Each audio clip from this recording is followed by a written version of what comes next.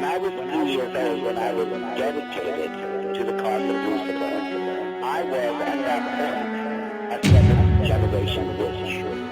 I was laying there, practically naked, and I had her hold me as if I was a baby. I couldn't talk. I couldn't open my eyes. I believe my eyes were rolled up back in my head. There was evidence of human sacrifice on this site. One of my first questions I asked the guy, is there evidence of human sacrifice? Now looks around there.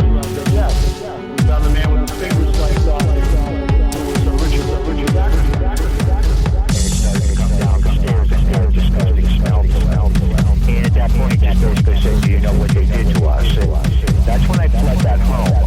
But no, they would touch me. They would put pictures in my head if they wanted to communicate with me. Human sacrifice. Human sacrifice. Human sacrifice. Human sacrifice.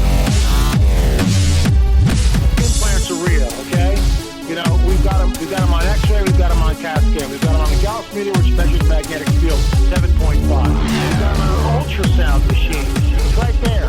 It's hard, physical evidence, not delusionary. You know, I just about have that thing memorized. I just like sit there and mouth the words to that. It just like, especially the part where you hear Marzulli saying human sacrifice over and over again. It's just incredible. You know, that's Mr. Turbo Slut himself, Lukey over here. I might change that name to Turbo Tramp so it's a little more family friendly. No, you got to keep it at Turbo Slut, man. Hey guys, we're back on Conspirinormal after the mega 100 episode that was so large we had to split it into 2 parts. And we actually have a guest in the studio, our friend Zach, who's back. I think the last time he was with us was like episode 48 or something. No, back when he was like 9, so he's 12 now, and we got him back in the studio. It was the Thad McCracken episode. Was it the Thad McCracken? It was okay, it the was the Thad Incubuses and McCracken episode. Succubuses. Okay, Around so that was Succubi. a little. That was like 66, I believe. Something So it wasn't like that long Applause for ago. Zach. Yeah. Okay. Since then, we got a real studio thanks to Rob here, and we you know, that was like a mind-blowing episode that you were involved in. My mind was blown. There was a lot of talk about. I think that's why it nipple took so licking long. and I think that's why it took so long for me to come back. I just had to put my mind back together after that. right, exactly. Well, who wouldn't after that deepness? Well, it is December 20th as we record this, guys, and school is now officially out for everybody across the United States. Yeah, school's out for winter in this case. You know, just the winter solstice and everything.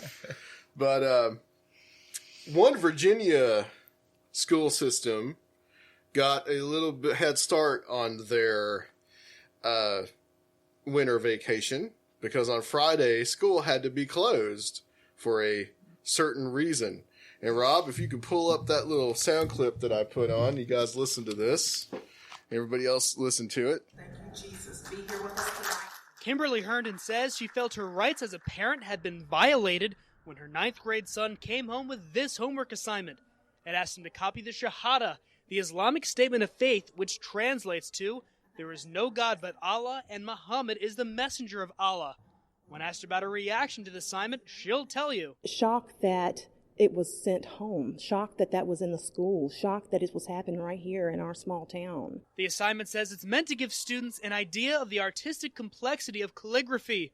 Herndon says she feels the assignment tried to indoctrinate her child into the Islamic religion. There was no trying about it. The sheet that she gave out was pure doctrine in its origin. Augusta County School Superintendent Dr. Eric Bond says neither of these lessons, nor any other lesson in the world geography course, are an attempt at indoctrination to Islam or any other religion, or a request for students to renounce their own faith or profess any belief. He went on to say the lesson attempts objectively to present world religions in a way that's interesting and interactive for students. One student we spoke with said she didn't feel comfortable completing this assignment, even if it just was for calligraphy. If it was, why couldn't we just learn to write hello, goodbye, normal words, not that. On Tuesday night, dozens of people met at Good News Ministries to voice their own opinion. Hernan has not sent her child back to school since the incident happened last week. I will not have my children set under a woman who indoctrinates them with the Islam religion when I am a Christian, and I want to stand behind Christ. Meanwhile, the school maintains that the lesson is consistent with the standards of learning in Virginia. Okay, so what we just heard there was from actually a CNN affiliate. Well, it was broadcast on CNN. This was in Staunton, Virginia, in Riverheads High School. And basically, this teacher had pulled out a worksheet from a workbook, world geography class. And one of the things in world geography that you learn is you learn about the culture of a certain place that you're studying. In this case, I'm going to assume that they were studying the Middle East or somewhere around in that general area. And so they were probably studying Islam, and you had a calligraphy practice, which I kind of get the feeling, and I'm not quite certain on this, that was actually kind of optional to the entire worksheet. And it has Arabic letters, and called the Shahada, which is the statement of faith in Islam. There's no God but Allah, and Muhammad is his prophet, is what that means. And it says something like, here is the Shahada, the Islamic statement of faith, written in Arabic. In the space below, try copying it by hand. This should give you an idea of the artistic complexity of calligraphy. Then it shows it, and then the student can practice the calligraphy, which I'm pretty sure is not going to be perfect. So apparently there was this huge backlash over this. And the school system closed down all the schools in the county. This was in Augusta County, Staunton, Virginia, which is somewhere like the Shenandoah Valley. And they closed down all the schools in the county because there were threats that were made against the teacher and against school officials for quote-unquote teaching Islam. Okay?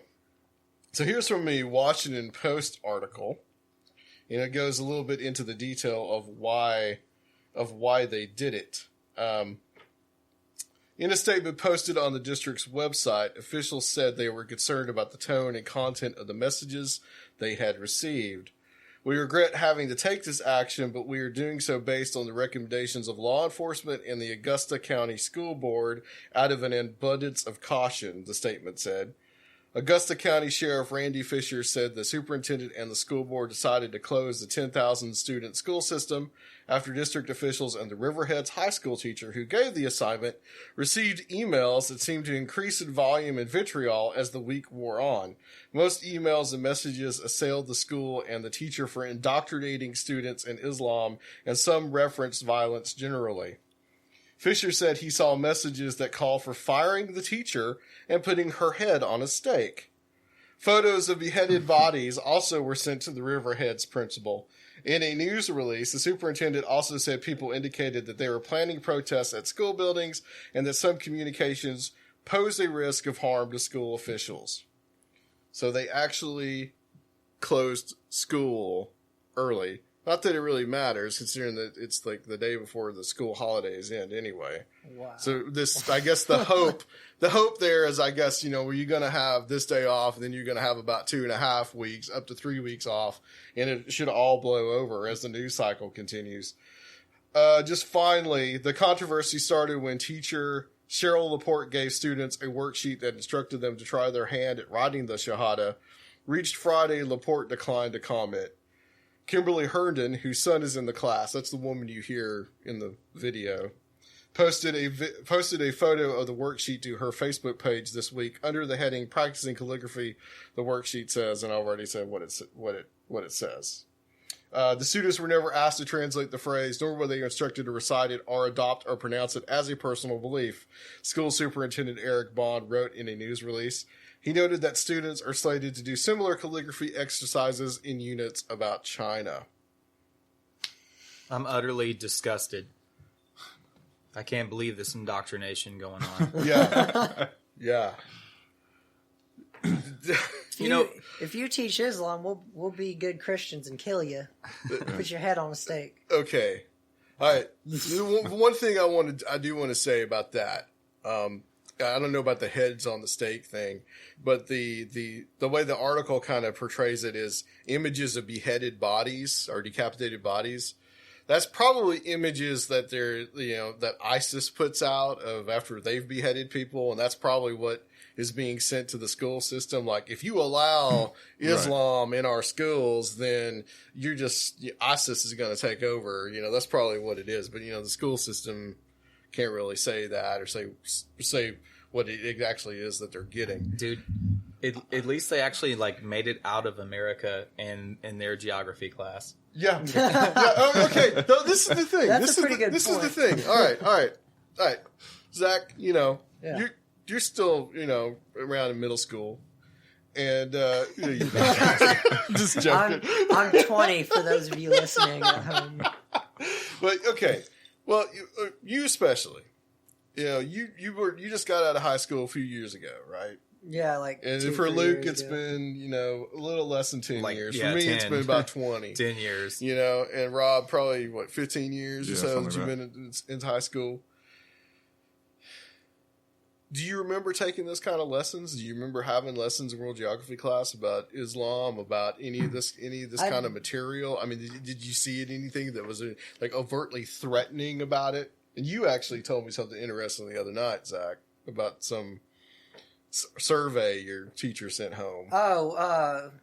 In my senior government class, U.S. government class, my teacher had us do these sort of like surveys, but they were psychological tests, kind of just to test people's reactions and had them take them home to our parents. Right. And they had questions that were like, do you support the troops? Do you love your country? That kind of stuff.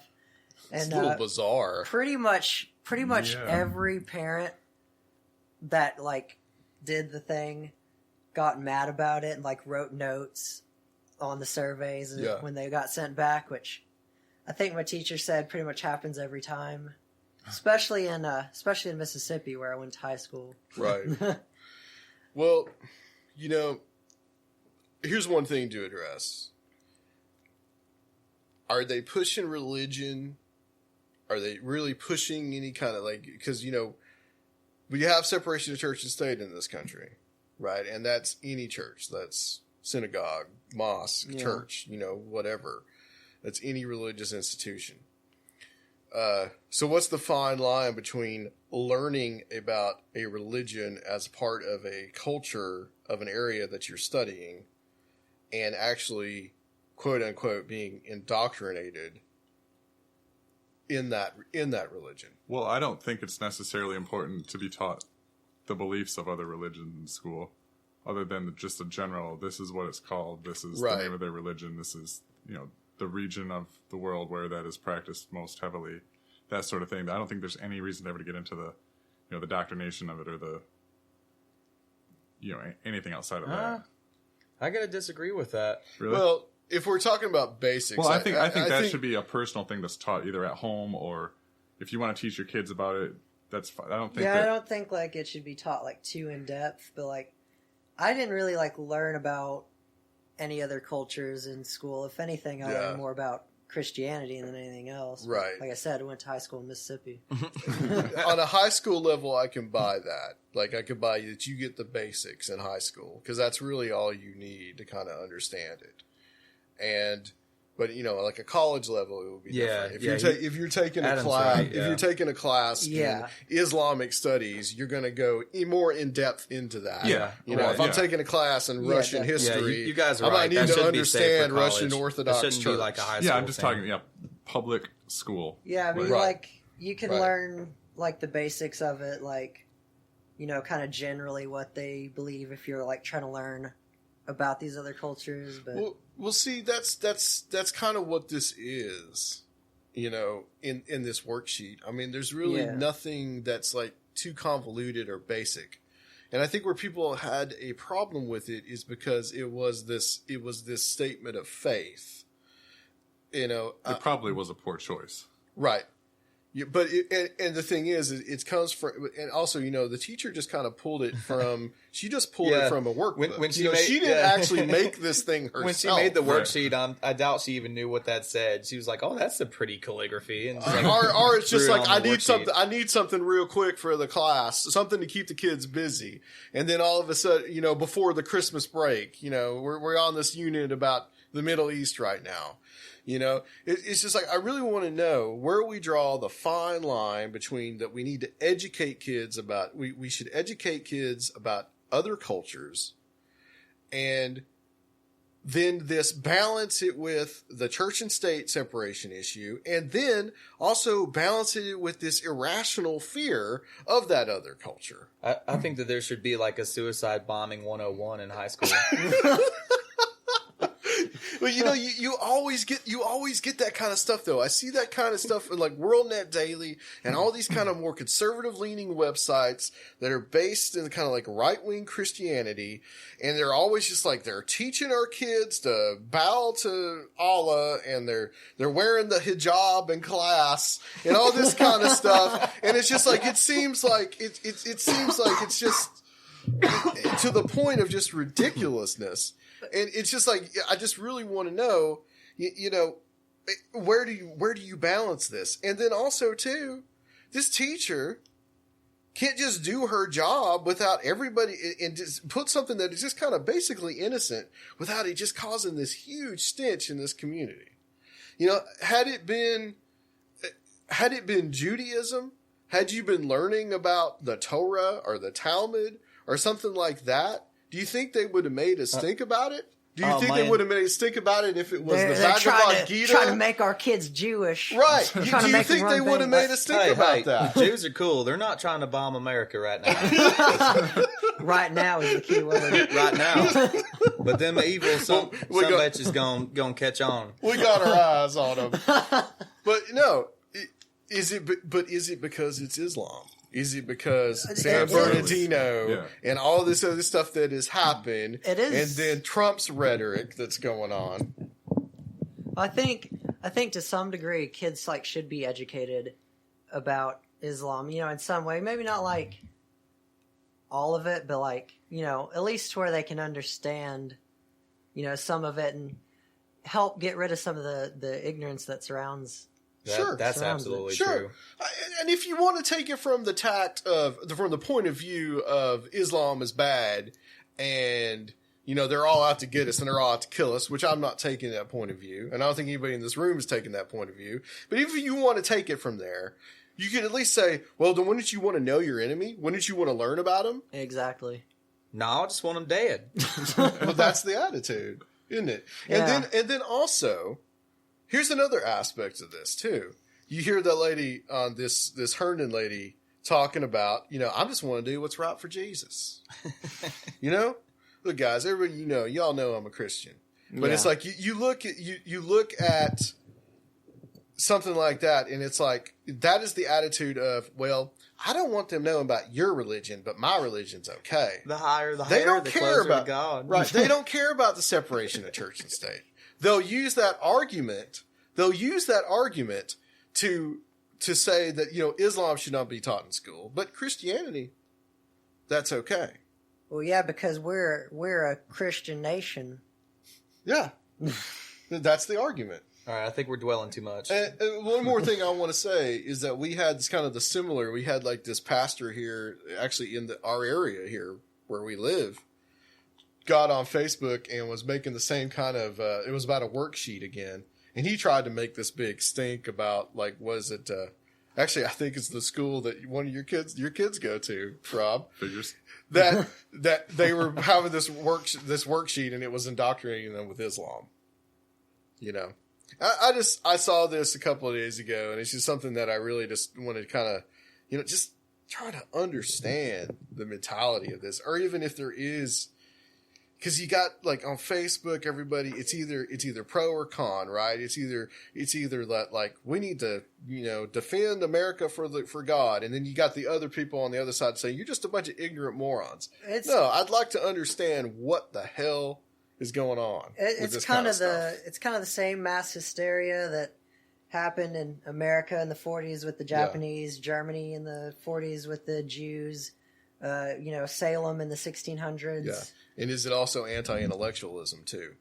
Yeah. Is this the idea that we don't have to learn anything because we're superior? I mean, is that going on too? Yeah, I mean, America's always had that attitude. That's racist. Yeah. All right, guys. Well, we have tonight coming on Robert W. Sullivan IV. We're going to talk to him about cinema symbolism. We're going to talk about hidden meanings in movies and esoteric and Gnostic themes in movies. And real excited to have him on. We had him on back in 2014 talking about his book, The Royal Arch of Enoch. And we did touch a little bit about that stuff. We're going to talk about movies tonight. We'll watch Luke's eyes glaze over. Wait, what? About when we talk about movies. Talk about movies. No, it's not that. Whenever you guys get in detail about all these avant-garde movies and stuff. Well, you're the one that watched Trash Humpers. I don't think you can get any more. Okay. I don't think you can get any more avant-garde than that. Man, there's 2 days in a row that Trash Humpers has come up in my life now. There's 2 parts of Trash Humpers that's funny, and the rest of it's disturbing. Okay. Describe Trash Humpers real quick for the audience. Trash Humpers is actually made here in Nashville. Yeah, right. Harmony Korine is the one that directed it. And it's just he made it to be complete, just shock value and garbage. He wanted it to be the worst film ever made, and I mean it's quite possibly succeeded. It's got to be in the bottom 10 somewhere. It's awful. If you can beat Gummo out. Yeah, Gummo was awesome. How did Trash Humpers come up in conversation? By the way, Rob, how did this come up in conversation? Gummo came up first. Yeah. Well, before that, Jeff was talking about John Waters. Okay, yeah. I was not. I'd seen Pink Flamingos, and I didn't know who had who directed it or wrote it or whatever. I never heard of the guy, so we started talking about that, and then we evolved into Gummo and eventually to Trash Humpers. All right. Well, Gummo is great. Yeah, Gummo. It's a good. Yeah, I mean, if you like stuff about kids eating spaghetti in the bathtub. No, well, that was the best scene. It's sickening, is it not? Yeah. It's sick. It's so disturbing for some reason. Yeah. And all he's doing is eating spaghetti and chocolate at the same time and drinking milk in the bathtub. Is that a fine representation of Nashville cinema? It is. Well, I mean, but his whole point in that movie, I could see it was to show human depravity here in the South. Right. Well, it's supposed to be Ohio, actually. Yeah. Dude, that's right. I forgot. Right. I forgot for a minute he wasn't. He wasn't portraying Nashville. The Midwest kind of sucks a little bit more than the South, I'd say. That's what my brother said. Yeah, it's all the industrial kind of waste and all that kind of stuff. But anyway, guys, we will be back with Robert W. Sullivan, and at the end of the show, we're going to do a special year in review of Conspirinormal 2015. So, guys, we'll be right back. All right, guys, we're back on Conspirinormal, and to round out the year, the very momentous year of 2015 for us, we have on the line one of the favorite guests from last year in 2014, and that's Mr. Robert W. Sullivan IV. We had him on talking about his book, The Royal Arch of Enoch, where we talked about kind of the history of Freemasonry and what the Royal Arch of Enoch meant. And he had a book coming out at that time called Cinema Symbolism. And really happy to have you back on, Robert. It's good to have you back. Thanks, Adam, for having me back on Conspirinormal. It's wonderful to be here. I remember the show from 14. It was a great show.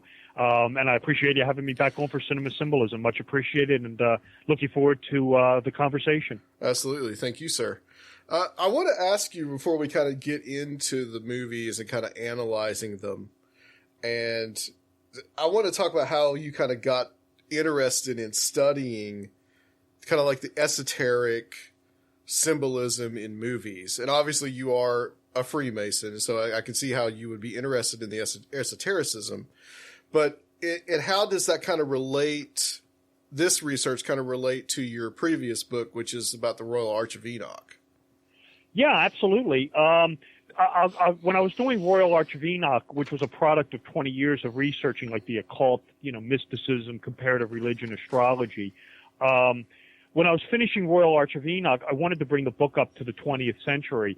And I was noticing at the time, and it was mainly with two movies, there's very veiled Masonic underpinnings, symbols going on in films. It was the National Treasure movie and the Da Vinci Code movie. The National Treasure movie, these are two movies I dissected in Royal Arch of Enoch. The first National Treasure movie is the Royal Arch of Enoch ritual. You're literally watching a Masonic ritual. And Da Vinci Code has this very veiled sort of Royal Arch of Enoch theme with the idea of clues leading to wisdom and the number 13 constantly appearing. So I was seeing it with these two movies. And when these movies came out, this was around 04 and 05, Royal Arch was well underway, had begun in earnest. So I saw it in these movies, and this just really fascinated me. And I had always kind of knew, like with the Star Wars movies, that they were based on the work of Joseph Campbell, and there was a lot of comparative religion and comparative mythology going on in those.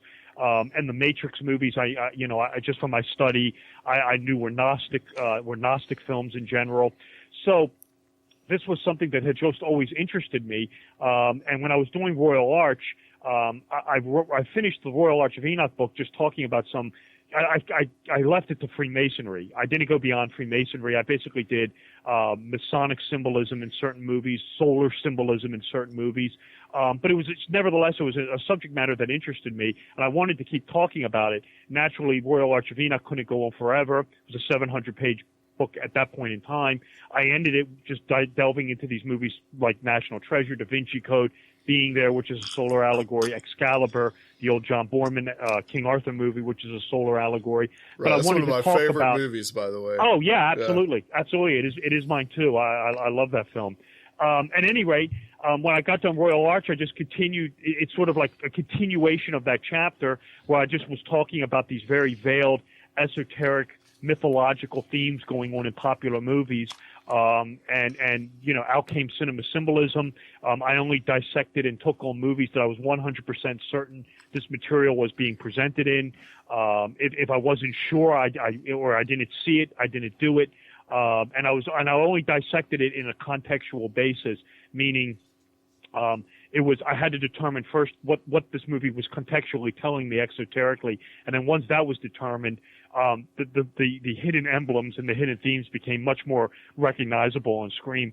So out came cinema symbolism. I was writing that, and I'll just wrap up on this. When I was doing cinema symbolism, there were even more movies I wanted to talk about, but alas, the book would have gone on forever. Again, it would never have ended. So I excised those movies out, and I'm actually writing Cinema Symbolism 2, its sequel, where I'm taking on a whole new slate of movies, and that's being written as we speak. Well, I want to definitely get into Star Wars a little later, because absolutely that's kind of timely right now with a new movie out. But you start off the book, I think, with a very interesting one, and one that I would normally... Actually, this entire genre, I would never really think of having any kind of like esoteric meaning to it. And you start off with two horror movies, and that's The Exorcist and the Omen series.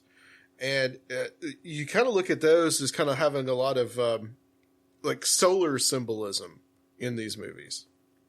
Yeah, there is in both. There's a lot of what you're dealing with in those movies is by and large, you're dealing with the whole idea of light versus dark. I mean, of course, this is Jesus versus the devil. But this, the idea of light versus dark predates Christianity. This is Zoroastrianism. This is Manichaeanism. And you will find this going on in these movies. Both movies have some other interesting hidden symbolisms as well. I mean, like with The Exorcist, you have Father Merrin at the beginning confronting. I mean, it's very well placed. It's one of those things you've seen it a million times, but you've seen it, but you've really never picked up on it. Where you have the whole idea of the death of light, the death of the sun. Comparatively, Jesus being the light, the sun. So you have the exaltation of darkness. The demon coming in. We see at the beginning of the movie with Merrin confronting the statue of the demon with the setting sun in the background representing the death of light. Then you have the whole thing going on, and this is something really interesting that Friedkin does is to convey this, that, we're dealing with the exaltation of darkness. You have the mother coming home from the shoot at Georgetown University. She's accosted by a group of trick-or-treaters. This is Friedkin telling your subconscious mind that it's Halloween. And, of course, Halloween occurs at the halfway point between the autumn equinox and the winter solstice. This is the official mark of when the darkness overtakes the light, and the days are officially really becoming longer at this point. So it's the death of daylight, the exaltation of darkness. The good is dying. The devil and the demons are coming out to play, and of course, this is exactly what happens. The little girl becomes possessed by the evil demon. So who do you call in to get rid of the demon? The two sun priests, the Jesuits. Take a look at the symbol for the Society of Jesus. It's the sun. So you have this very deep Manichaean theme of light versus darkness, good versus evil. You'll find these exact same themes also prevalent in the Omen movies. And especially in parts 2 and 3, if you pay attention to those movies, I mean, it's the same sort of theme going on. In part 2, where you have the Antichrist, Damien Thorne, coming of age, and of course he's coming into his own power. If you pay attention to that movie, it's in a perpetual state of autumn and winter. Spring and summer never occur. That entire movie, this is Damien part 2, the second Omen movie. Watch it next time and just pay attention to the weather in it. It's endlessly winter and autumn. That's all it is winter and autumn. And again, this is symbolically informing your subconscious mind regarding the death of the sun, the death of Jesus, the exaltation of darkness, aka the Antichrist is coming to power. The same exact damn theme is going on in part 3, where Jesus is coming back at the vernal equinox. And of course, this is, the vernal equinox is when winter is over with, when the light is exalted and the darkness becomes shorter. So in the third Omen movie, we have the defeat of the Antichrist at the vernal equinox, the death of darkness, and the exaltation, the return of light, the return of Jesus. Point of fact, and this is one of the few times, we talk about these occult themes and occult symbols and esoteric imagery in movies. The Omen 3 actually has the release date, which is occult in nature, which was on the vernal equinox of, I want to say, 1981. Interesting. And again, it's just that. It's the defeat of Antichrist, the defeat of the Antichrist, Damien Thorne, and the return of light. So yeah, in both those movies, you have a very deep play on light versus darkness, the sun versus darkness. It's a great study.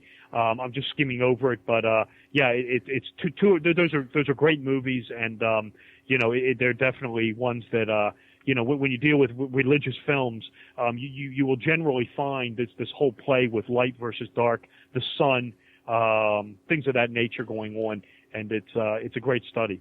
Have you ever seen the movie 1900? That's I don't know if there's any like kind of esoteric thing, but the where you're talking about the seasons, that's kind of an Italian movie from the 70s. It's called 1900. 1900, and it's about. No, I've never seen it. It's Bernardo Bertolucci, and it's like a study. It's like about the struggle of the communists against the fascists in Italy, and he does kind of the same thing. He divides it into 4 different sections, and one is like you start off in spring, and another one or you start off in summer, and then when the fascists take over, it's fall. World War II is winter. And then when the fascists fall, it's spring. So it's kind of like a motif that he uses through the movie. Yeah, I mean, what you're saying doesn't surprise me. And I haven't seen the movie, so I wouldn't want to comment on it. But I mean, I wouldn't doubt what you're seeing and what you're saying to be true. I mean, that definitely sounds, from a symbolic standpoint, a correct interpretation. Isn't there some other religious imagery too in The Exorcist? Like you mentioned a scene, and I didn't even think about this, and I've seen The Exorcist probably 1 million times at this point. But a scene where she's Ellen Burstyn is with the doctors on the table. Yeah, absolutely. That entire scene. And again, this is very, very veiled religious imagery going on. It's the scene where where Ellen Burstyn, the mother, McNeil, is talking with the doctors at the Barringer Clinic.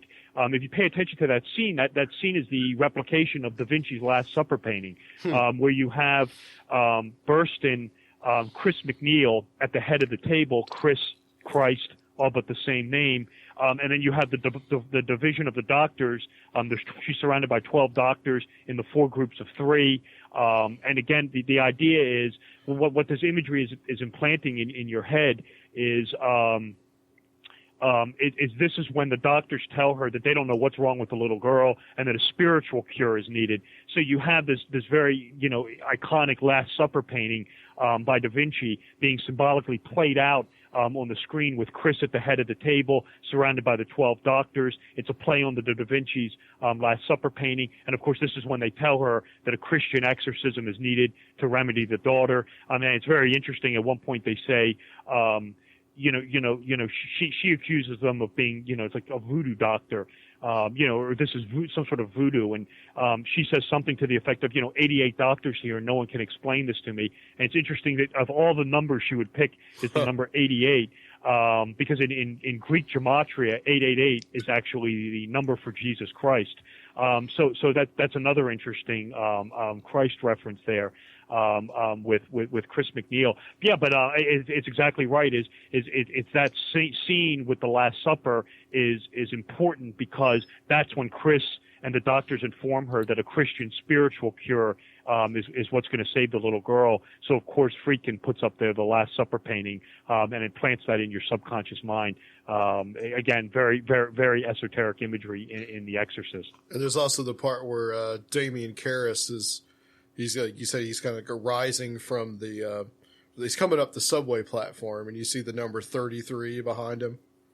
That's absolutely right. You have the whole idea with Father Karras is what you're dealing with him is like apotheosis. He's going to become the Christ-like savior for the little girl. He's going to become her personal savior. If you pay attention to the movie, to symbolize this, Karras is generally in a state of ascension. He's constantly seen walking up hills, walking up flights of steps, and you're absolutely correct. When he's introduced into the movie, he actually comes up to a subway platform, he's coming up to the platform, and he's coming up from 33rd Street, and that's a clear Christ reference to the 33 years that Christ was on earth. And it's investing Karras as this Christ archetype, this savior figure for the little girl. Again, a very interesting play there, imagery by Friedkin. I want to ask you too about, this was an interesting choice I thought in the book, was Monty Python and the Holy Grail. And I guess that kind of goes into also, kind of like your research on Excalibur as well. I mean, what is there in that Monty Python movie that kind of like esoterically hidden? Yeah, it really started, if you research this esoterica and you get into comparative religion, the King Arthur story, is the Christ story. It's all but the same thing.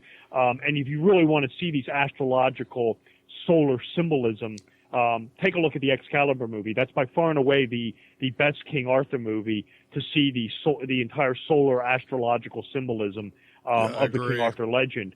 Yeah, I mean, and that the Excalibur movie is a movie that I took on in Royal Arch of Enoch. So if you want my interpretation of that, read Royal Arch. But at any rate, when I was doing Excalibur, believe it or not, that actually came from an old blog post over years ago on my old MySpace page. Where I just dissected the solar and astrological symbolisms in the King Arthur story.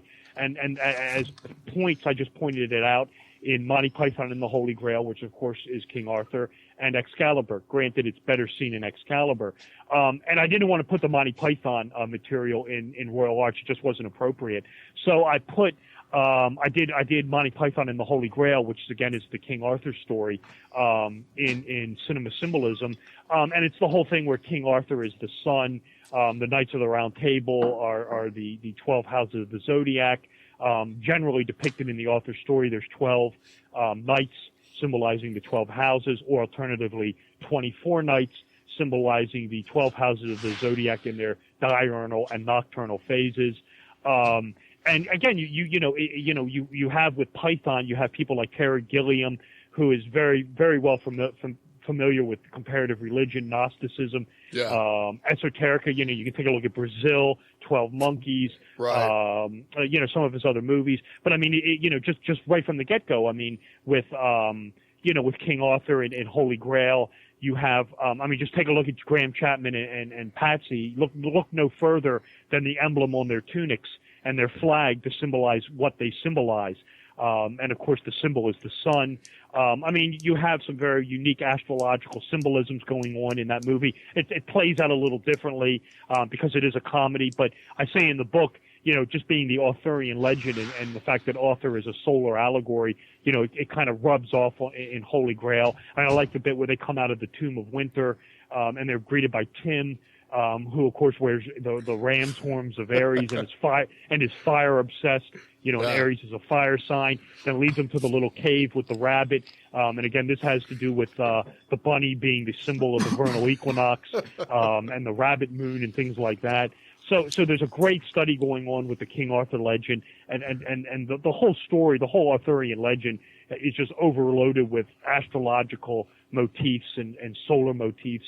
And again, if you want to watch it, you want to see it properly, watch Excalibur, then read my portion on it in Royal Arch of Enoch. But Monty Python and the Holy Grail definitely has some of these same themes in it as well. It's a great movie. It's one of my all-time favorite films, and it was a real treat taking it apart esoterically in cinema symbolism. Yeah, absolutely. I did want to ask you just real quick though: is there a link between the King Arthur legend and Jesus? Is he almost like synonymous or like a symbol for Christ? Yeah, it's really a comparative story. It's where King Arthur is the sun, is the solar avatar. It's just as Jesus is. You have the 12 knights, the 12 apostles. You've got the traitor figure who is Mordred, and of course in the Christ story it's Judas. Right. This is in Excalibur. If you pay attention to Excalibur, when Mordred is becoming of age and is taking over, this is when King Arthur is dying and is in a state of weakness. And of course, when Scorpio, comparatively, Judas Iscariot is the sign of Scorpio, and Mordred is the same thing. So when Mordred's coming of power, and of course Scorpio occurs after the vernal equinox, after the autumn equinox, when the sun or Arthur is dying and going into a state of decay. If you pay attention to Excalibur, you will see when Mordred is coming to power, King Arthur goes into a state of decay. The sun is in the sign of Scorpio. This is why Mordred wears the golden armor. He doesn't carry the sword. He has the spear, the Scorpio stinger. So, the entire King Arthur legend is just, a Christ allegory. Then, of course, he drinks from the Holy Grail, is resurrected from the tomb, rides out of the castle. Then what do we have? We have the vernal equinox, where all the foliage returns to the plants. It's the same thing of Christ being resurrected from the tomb. He's in the tomb. The stone is rolled away. That's an allegory for the end of the winter months and the vernal equinox when he emerges from the tomb. This is why Easter occurs always right around the vernal equinox. That is completely solar, completely astrological. By and large, yes, to answer your question, I get into it much more in depth in the books, but the Arthurian legend is a solar allegory echoing the Jesus story. Does King Arthur have any place, or the concepts of the Arthurian legends? And this may be going down a rabbit hole here. Do they have any significance in Freemasonry?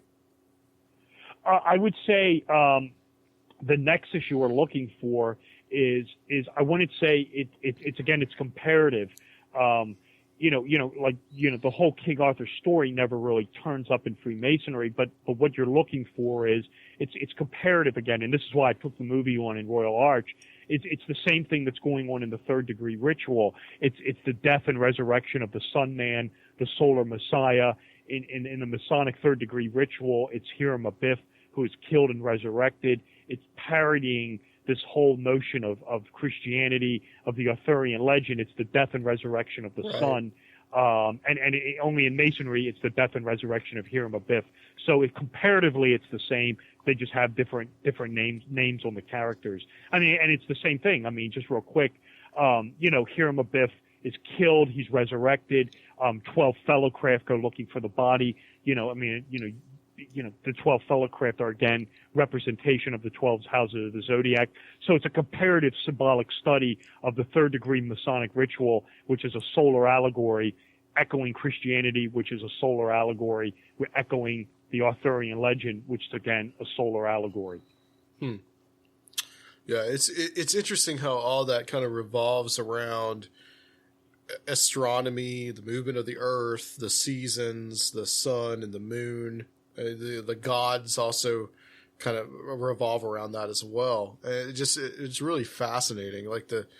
This survival that we have in our Western civilization from kind of, well, for lack of a better term, paganism, really. Oh yeah, I mean it's a lot of the religions.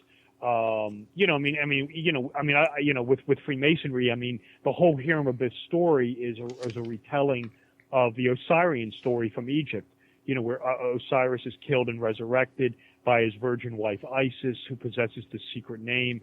I get into this in much greater detail in Royal Arch of Enoch, but to just make this incredibly, I could go on for hours on this, but essentially, when you get into, with Christianity and Judaism, it's just a swapping of names. I mean, it's Horus or Osiris becomes Jesus, Mithras becomes Jesus. You have just, you have these astrological allegories based on the precession of the equinox, within Judaism, with Moses growing the ram's horn, right, symbolizing the sign of Aries. Judaism, the whole Moses story is surrounded with fire. He gets he talks to the burning bush, pillars of fire help the Jews out of Egypt. It's all the sun in the house of Aries, the ram, and then you have the sun in the house of Pisces. Jesus washes feet and has his feet washed. Pisces rules the feet. He's a fisherman, feeds his followers with 2 fishes. Again, nothing here is literal. This is all symbolic. This is all astrology.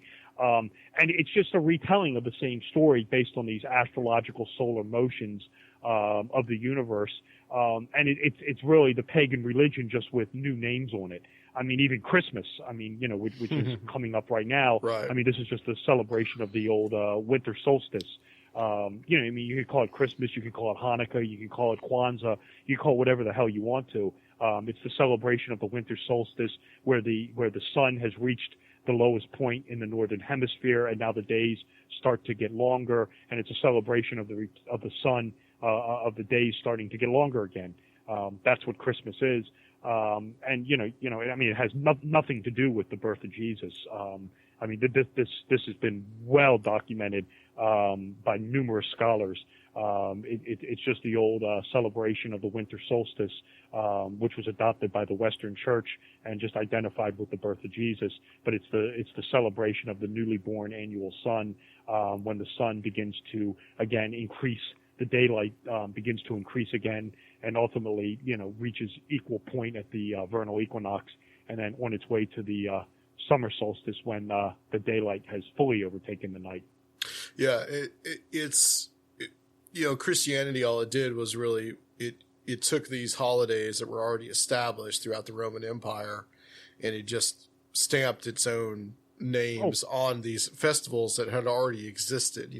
Easter is the same way, Oh, absolutely. And they didn't even, it's more than the holidays. They took the old pagan gods and just renamed them.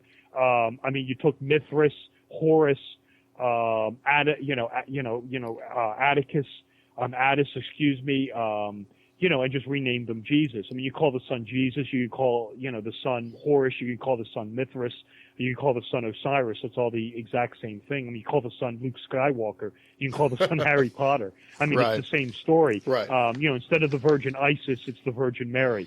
So it's the same characters, just renamed. And you're right. It's the same holidays with the resurrection of Jesus as the vernal equinox, the resurrection of the sun out of the tomb of winter, the birthday of Jesus is the birthday of the sun. This goes on and on. the whole I forget what it is. I talk about it in one of the books. It may even be the book I'm writing right now. The celebration of the feast of John the Baptist has to do with the sign of Aquarius, right around the after the summer solstice, where Aquarius's head appears on the horizon. And this is, of course, where the idea of John the Baptist losing his head comes from. I get into this much more in detail. I believe it's in one of the new books I'm writing. It may be even in the new book of Freemasonry. But all of this is astrological in nature. No question about it, Adam. And I have a whole intense study on this in Royal Arch of Enoch. So if your listeners are interested in this, check it out. But this material, it's important because this material turns up in movies as well. Yeah, it permeates it, really. Since you mentioned Osiris and you mentioned Isis in this story, here's another one that until I heard you speak about this that I'd never even really thought of before. And that's the Back to the Future trilogy. And especially the first movie. And really, the way that you paint it there, you see a ton of mythic themes in these movies. Oh, no question about it. The Back to the Future movies was one of probably my favorite chapters to write in the cinema book. And it's a great study because you're right. It's a series of movies where you really wouldn't expect to find anything, but it really is overwrought with a lot of esoteric symbolisms. You have the whole idea of the Osirian family, George McFly, Lorraine Baines, and Marty being the solar family. They live in Lion Estate. That's a reference to Leo the lion. Leo is the soul house of the sun. You have George McFly as Osiris, who is, of course, killed and resurrected. He's resurrected in part 2 with the aid of his wife, Lorraine, and his son, Marty, who is comparatively Horus. The arch enemy of the Osirian family is this Egyptian god of darkness known as Typhon. Right. Of course, Beth Tannen. The name is all but phonetically the same. You have the Hermes Trismegistus, Egyptian wizard figure, who is Doc Brown. It's interesting that if you read Crowley's book on the tarot, the 5th card is the Hierophant. And Crowley identifies this. This is the Egyptian symbology. Crowley identifies this with the master of space-time.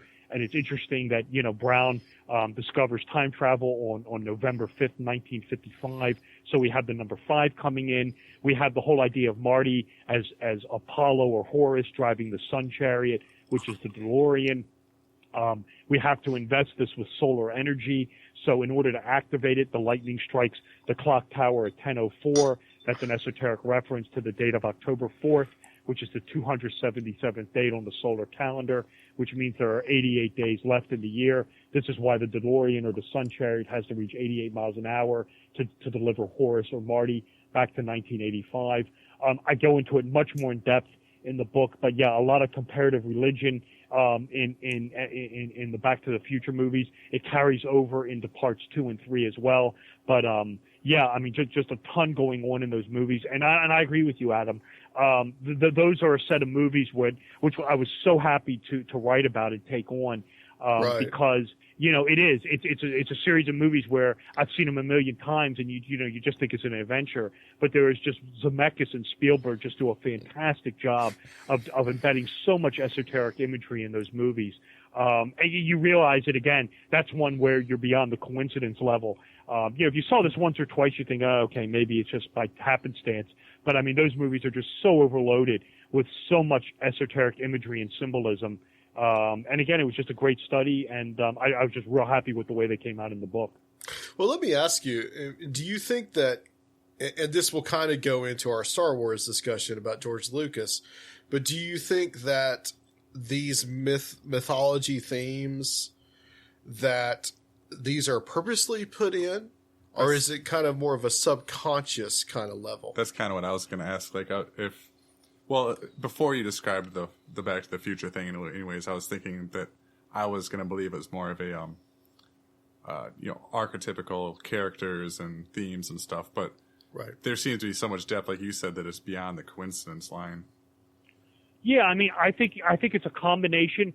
I talk about it in the book because, it's a great question to ask, and I split it out. And you can look at this one of three ways.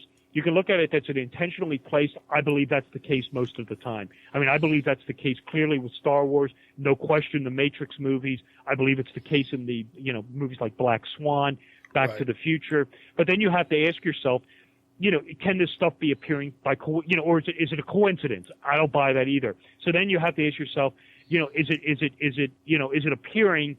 But is it appearing because the filmmakers and the producers and the writers are also, are being influenced by something that maybe we're all influenced by? Then you get into the work of Carl Jung, the collective unconscious, the archetypes, and I believe that these filmmakers are very aware of this and are using this in movies. But, at least we forget that these filmmakers are also subject to this as well. So, are there movies where perhaps the filmmaker, wasn't aware of the imagery that he was putting into the film? So then you have to ask yourself, well, how did it get there? And you can turn to the collective unconscious, and to these archetypes. The lunar goddess, the solar hero, the solar man, the solar savior, the trickster, the male trickster, the juggler card in the tarot, the female trickster, Lilith, the mother archetype, the father, the ogre father, and that's why I get into the world of Carl Jung in the movie book, because you look at some movies where I believe that it is I believe in a lot of the movies it is intentionally placed, but like you look at like the movies of like Ed Wood, for instance, and you look at something like like a piece of schlock like Glenn or Glenda. Right. That movie I talk about it in the book, because that is really one of the best examples you will ever find of a Gnostic demiurge on film. It's the Bela Lugosi character.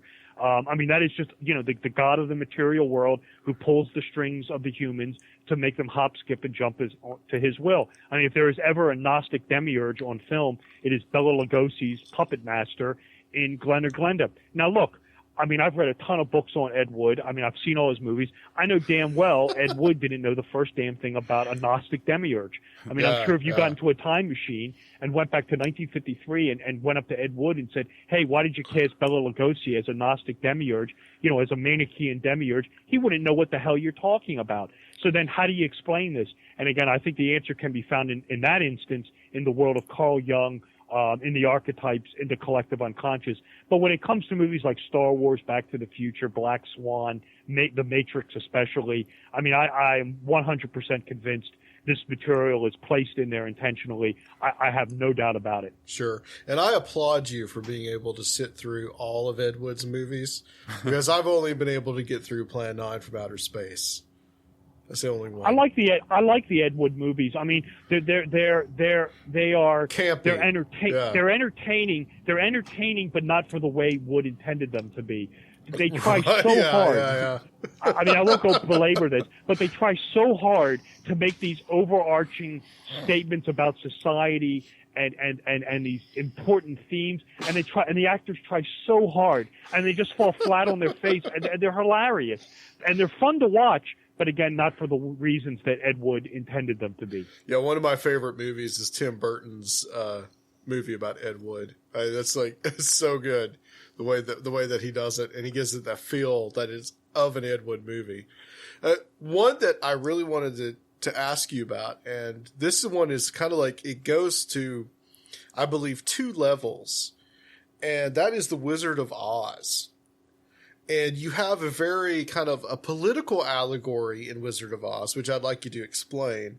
But also, there's some deeper esoteric aspects to it as well.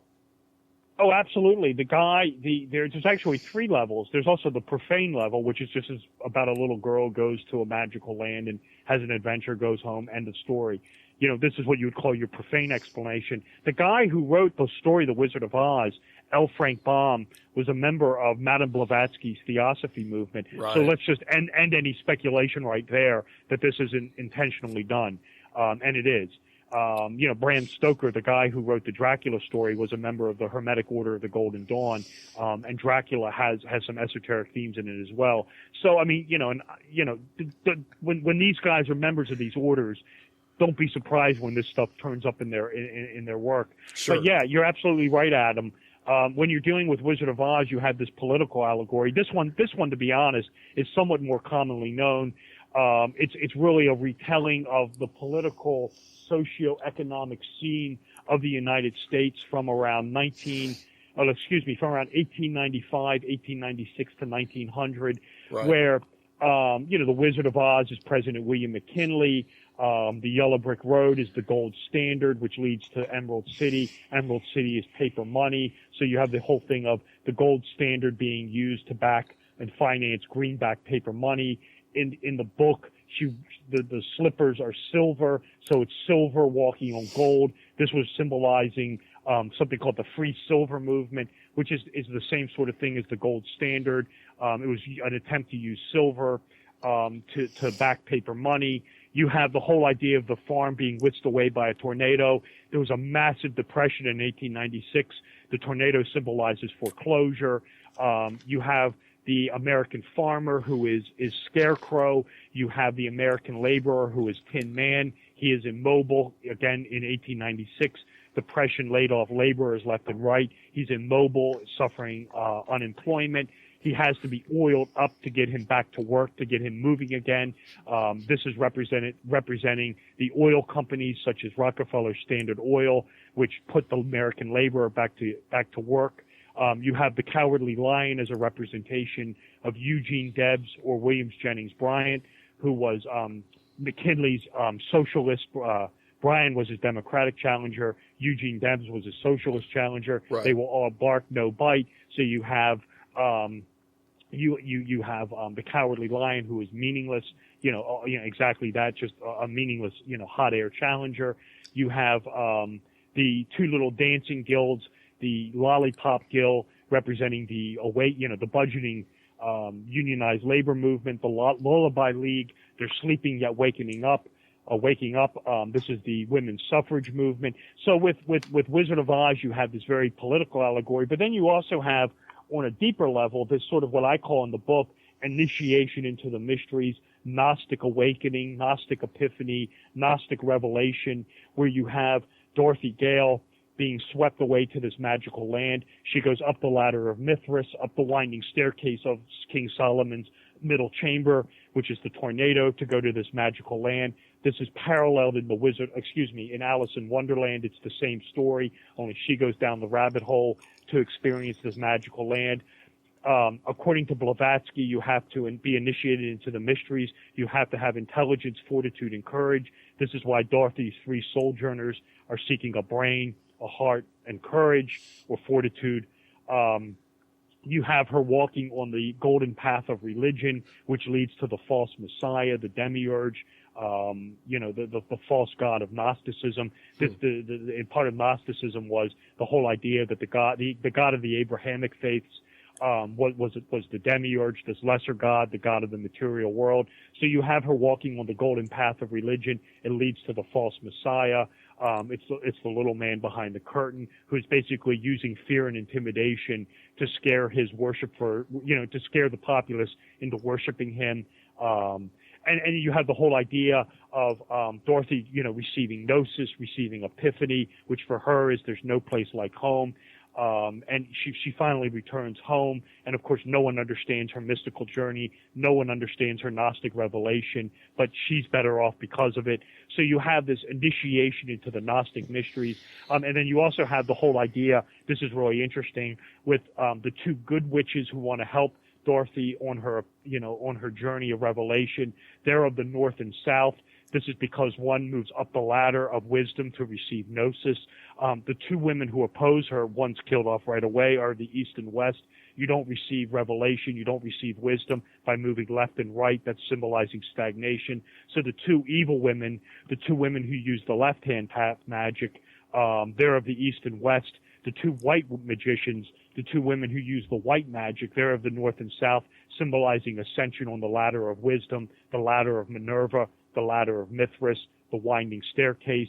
So within the Wizard of Oz, you have this very deep political allegory, but then you also have this esoteric tradition, which I call in the book sort of initiation into the mysteries, Gnostic epiphany going on, which for Dorothy Gale is the revelation that there's no place like home.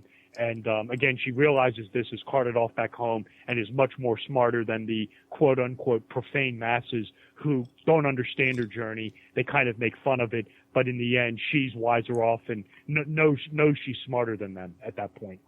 Wow, there's just, watching something like The Wizard of Oz, you would just, this kind of heartwarming children's story in a sense. You would just never think that there's so many levels to this. And I always kind of knew that the book, later when I was in college, I realized that the book was a political allegory. But never did I think in a million years that this kind of stuff existed in it. No, go ahead. I'm sorry. Oh no, go ahead with your point. No, it was a detailed study, and I was glad to incorporate it into the book. I was real happy with the way it came out, and there's a lot going on in The Wizard of Oz, no question about it. It's pretty amazing. Here's the big one that I want to talk about, and that is Star Wars. And of course, that's very timely. We got Zach in here with his Star Wars short and his Star Wars shirt and his Star Wars jacket, because he just saw the movie not too long ago. Have you seen the new movie, by the way? No, I haven't. I'm probably going to go probably see it this week. I'm going to try to get to see it before Christmas. I have plans on seeing it. I have actually seen every one of the Star Wars movies in the theater. I saw all of them in the theater. I've watched them subsequently on TV, of course. I have the Blu-rays and the DVDs here, but I've actually seen every one of the Star Wars movies in the theater, and I'm planning on probably going this week. I'm going to try to go before Christmas, right. To see The Force Awakens. But so, alas, I haven't seen it yet. I'm told there's a lot of symbolism in it. But again, I couldn't, if you've seen it, don't spoil me. Don't give anything away, but I haven't seen it yet, but I'm very much looking forward to seeing it. I've heard the reviews are very good on it, but no, I haven't seen it, but I'm very much looking forward to seeing The Force Awakens. Well, what I want to talk about with the original Star Wars films, and it's very much in this new one, is this idea of the heroic monomyth. And I really want you to explain that term of what that means, the idea of monomyth. Yeah, absolutely. The term monomyth comes from the works of an American mythologist and symbolist named Joseph Campbell. And Campbell wrote a book called The Hero with 1,000 Faces. And the hero that he's talking about, the hero that has 1,000 faces, is best described as the sun god. The solar savior, the solar archetype, Horus, Apollo, Hercules, and it's a solar hero.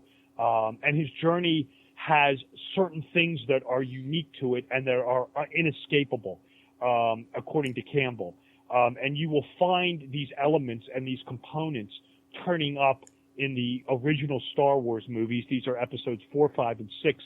And this is no surprise. And what I'm saying here is no coincidence. George Lucas has stated on many, many interviews that the first 3 Star Wars movies are come out of the world of Joseph Campbell. So this isn't anything, shocking or something I'm, pulling out of a hat or stretching one or anything. In fact, Adam, the copy of the Hero with 1,000 Faces that I have in my library, on its dust jacket, actually has a testimonial on it from George Lucas, basically saying if it wasn't for this book, Star Wars wouldn't exist. So we have so that's what the term monomyth is. The monomyth is the solar journey, the solar hero's journey, and on this journey, what happens to him.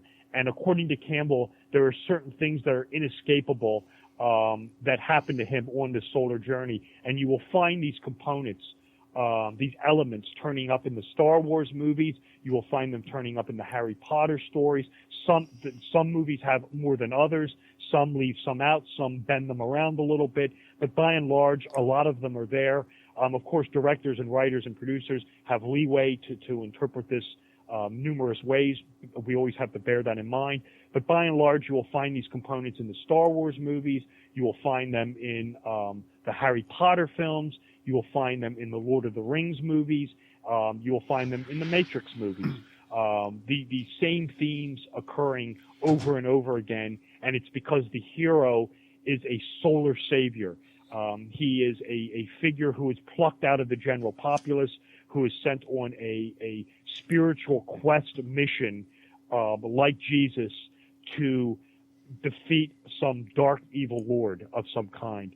Whether it be the devil, whether it be it's a savior mission. Luke Skywalker is saving the universe from the Empire. Neo is saving mankind from the dark machines. Frodo Baggins is saving Middle-earth from Sauron.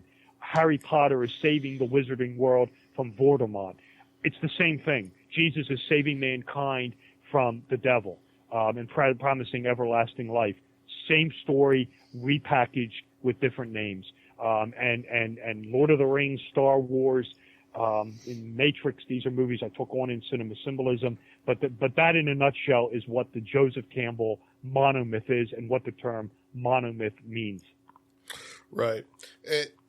Did you want to add something to that, Rob? Yeah, I guess I was just kind of curious if the sort of coming of age growth of the lead character is a big part of that, because there seems to be a similarity between all the examples you have there. Yeah, I'm sorry. The question was fading. I couldn't hear it. I'm sorry. Oh, it's just asking if the growth of the main character or the coming of age type of thing, if that was part of the monomyth as well. Yes, I mean the maturity of the character is usually part of the story, and of course, it's the character becomes wiser as or becomes more informed as the story goes along. I mean, Luke Skywalker eventually learns who Darth Vader is. Frodo Baggins, comes to realize, who and what is behind the One Ring. These characters are always assisted. Harry Potter comes to learn, about the scar on his head. And it's the same sort of thing. The characters are always growing, always learning new things along the way. And it's one of those things that's an important component of it, is one of the things that Campbell talks about is what he calls meeting with the hermit. That very early on in the hero's journey, he meets this eccentric hermit figure who always sort of possesses the knowledge, but only doles it out piecemeal. And the character looks the same. I mean, it's the same character. I mean, it's Obi-Wan Kenobi in Star Wars. When Kenobi dies, the mantle's picked up by Yoda. It's Gandalf the Grey in The Hobbit. It's Albus Dumbledore in the Harry Potter films. I mean, it's the old Greybeard figure. So yes, the imparting of wisdom, the imparting of sacred knowledge, definitely helps the hero along his journey, and the hero eventually comes to realize his savior qualities. I mean, what is it Morpheus? I mean, Neo is one of these. What is it Morpheus tells him? He is the one. And then when Neo realizes it, this is when he can defeat the agents. So yeah, I mean, this is all part of the monomyth, no question about it. I want to ask about one theme in Star Wars, and I think everybody in this room knows Darth Vader is Luke's father. So there's no spoilers there, I don't think. No, but, I would hope not by this point. Yeah, by this point, yeah, not since 1980. Yeah. But this concept of, I've always found that fascinating in the original Star Wars trilogy, the concept of father and son, and this aspect of I guess Joseph Campbell's monomyth. What does that mean? What's some of the archetypes there? Yeah, I mean, one of the powerful archetypes is it's something I mentioned earlier. It's what's called the ogre father, and it's sort of the redemption of the father figure, where the son has to lead the father back on the right course, and it's the father-son relationship. It's archetypal figures. It's the son, escaping the shadow of his father, quite literally in Star Wars. I mean, even the name Darth Vader, the name Vader is German for father. Vater. Right. So his name literally means dark father. But the ogre father figure is definitely an archetypal figure. Darth Vader is one of the more prevalent ones. If you wish to see this character in other movies, some examples that really scream off the page to me is the Daniel Day-Lewis character, Daniel Plainview in There Will Be Blood. It's the same sort of relationship he has with his son. Unfortunately, at the end, as the title figures, the son isn't able to redeem the father. In that one, if you want to see the father-son relationship, where Star Wars aside, and it's a lot. It's a movie that, believe it or not, has a lot of the same archetypes in it as Star Wars, and actually has some of the same themes in it. As crazy as it's going to sound, is a Western starring John Wayne called Red River. This has the exact same theme of the redemption of the father by the son. The father's John Wayne, and he goes astray, and the son ultimately redeems him at the end. I want to say Red River came out in the 40s, maybe 50s. So if you want to see the redemption of the father, this archetype again, take a look at the John Wayne movie Red River. This is something that's is a very powerful archetype, and the redemption of the father. It's usually called atonement with the father, is part of the monomyth. You will find this in these monomythic themes. I mean, even in the Matrix movies, where Neo has to come to terms with the architect, or comes to terms at the end of part 3 with Deus Ex Machina. It's the same sort of thing. It's the reconciliation with the ogre father, where in a way the father is redeemed in the end. Right, and it seems especially in Empire Strikes Back that is heavily laden. I mean, it's like Darth Vader is this thing that he has to overcome.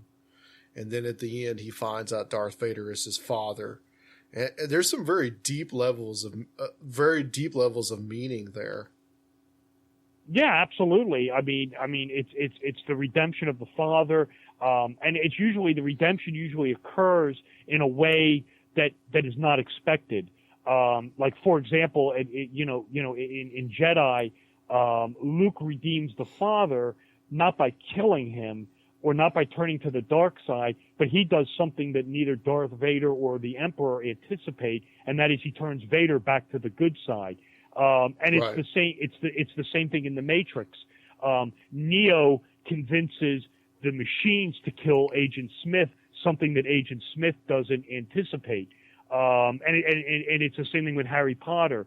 I'd have to go back and watch Deathly Hallows again, part 2, but he convinces the Death Eaters to turn against Voldemort at the end, and it's something that's never anticipated.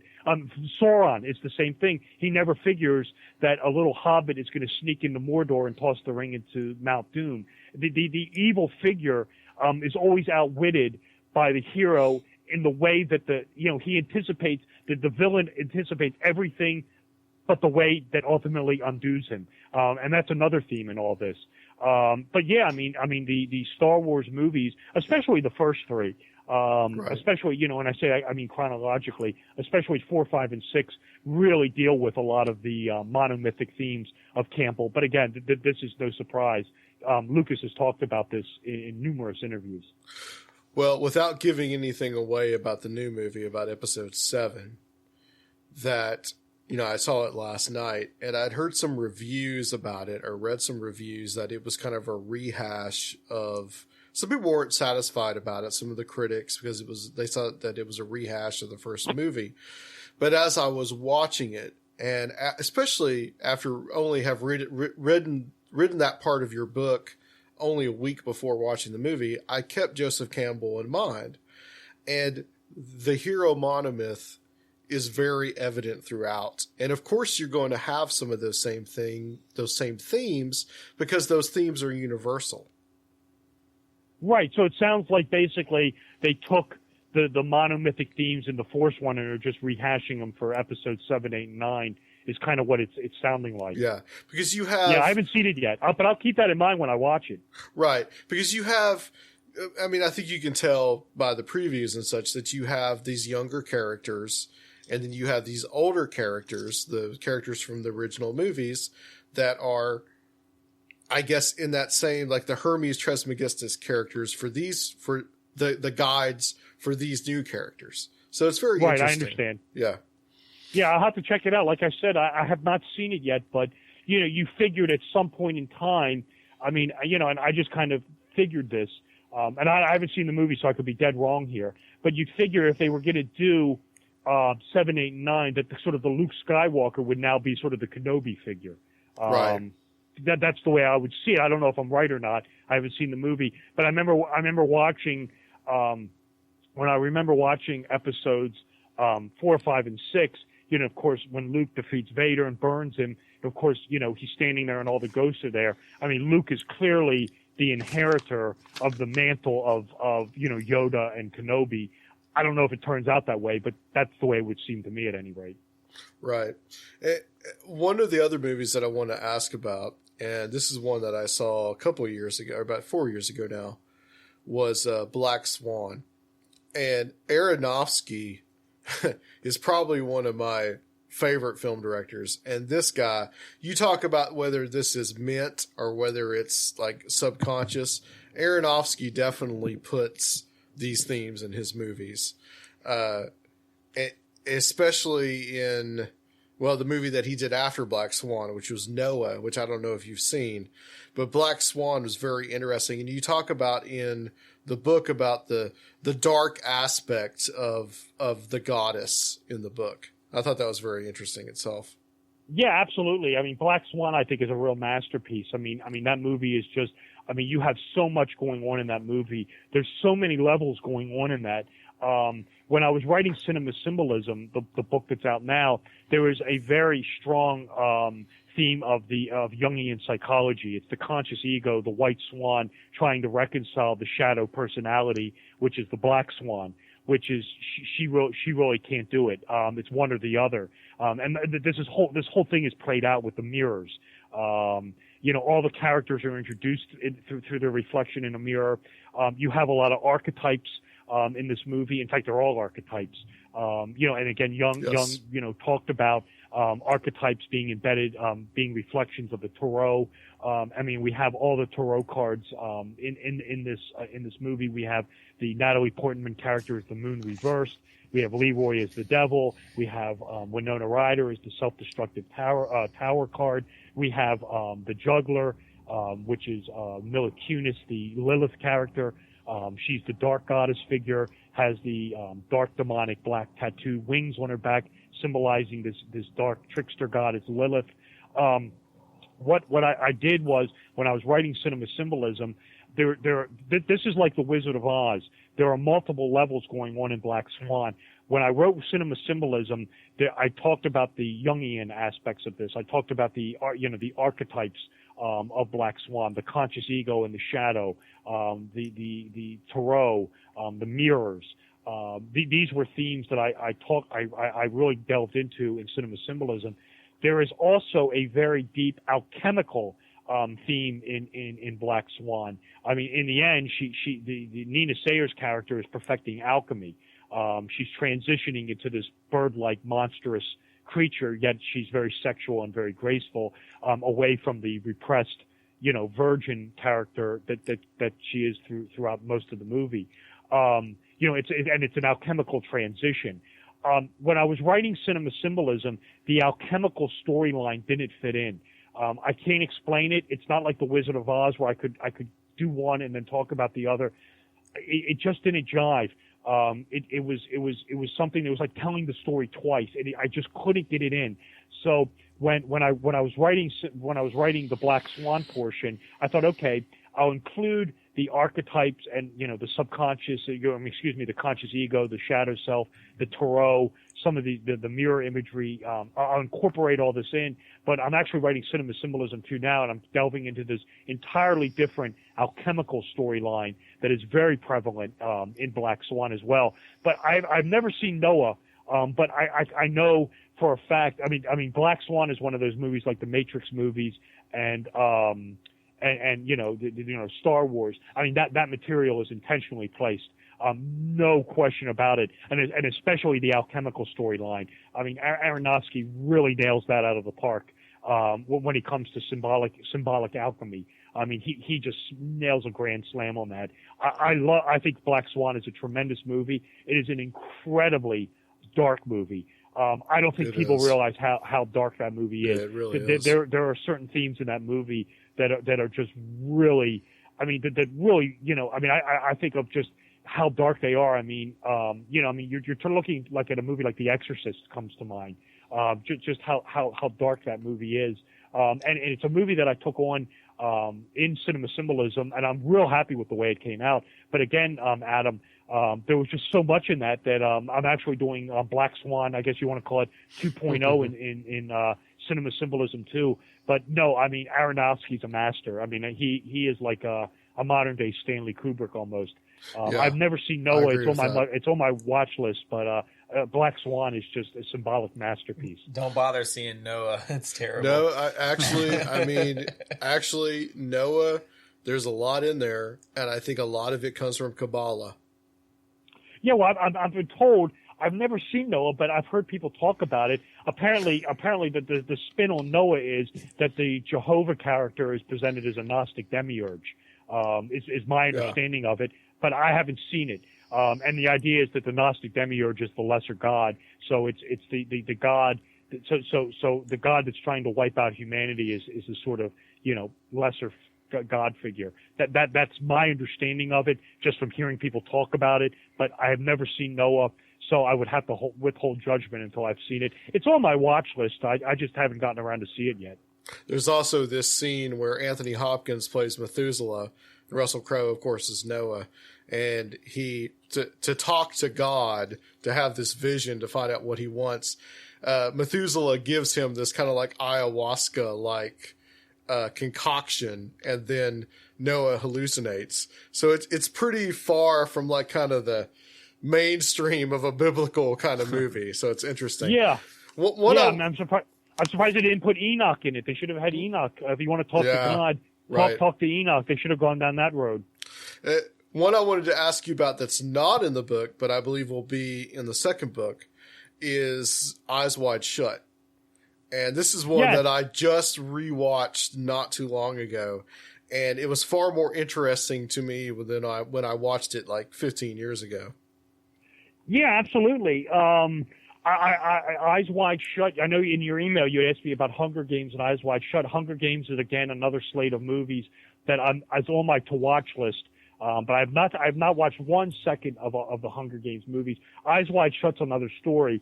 In Cinema Symbolism 2, I have a chapter called The Illuminati in Film, and I'm breaking down not so much eyes and triangles in the background, but more of Illuminati themed movies.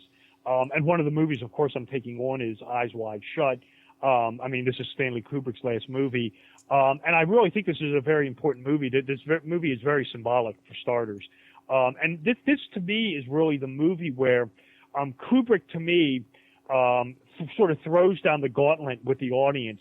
And he basically says, what I believe Kubrick is conveying to the audience is he's going to make a movie that's intentionally boring.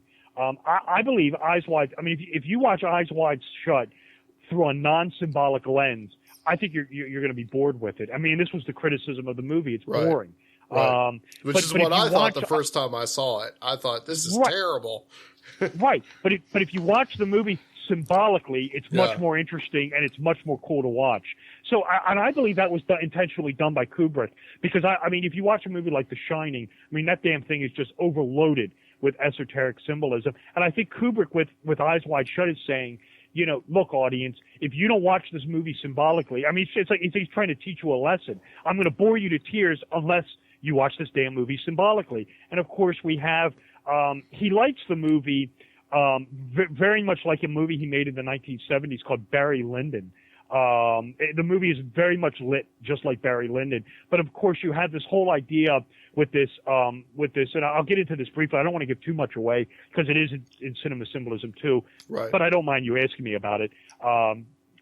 You have the whole idea of the Christmas lights, and you know everything. The movie's centered around Christmas. Everything has these gaudy red, green, orange, blue Christmas lights in the background, and these lights are always surrounded by drugs, death, overdose, prostitution, pedophilia.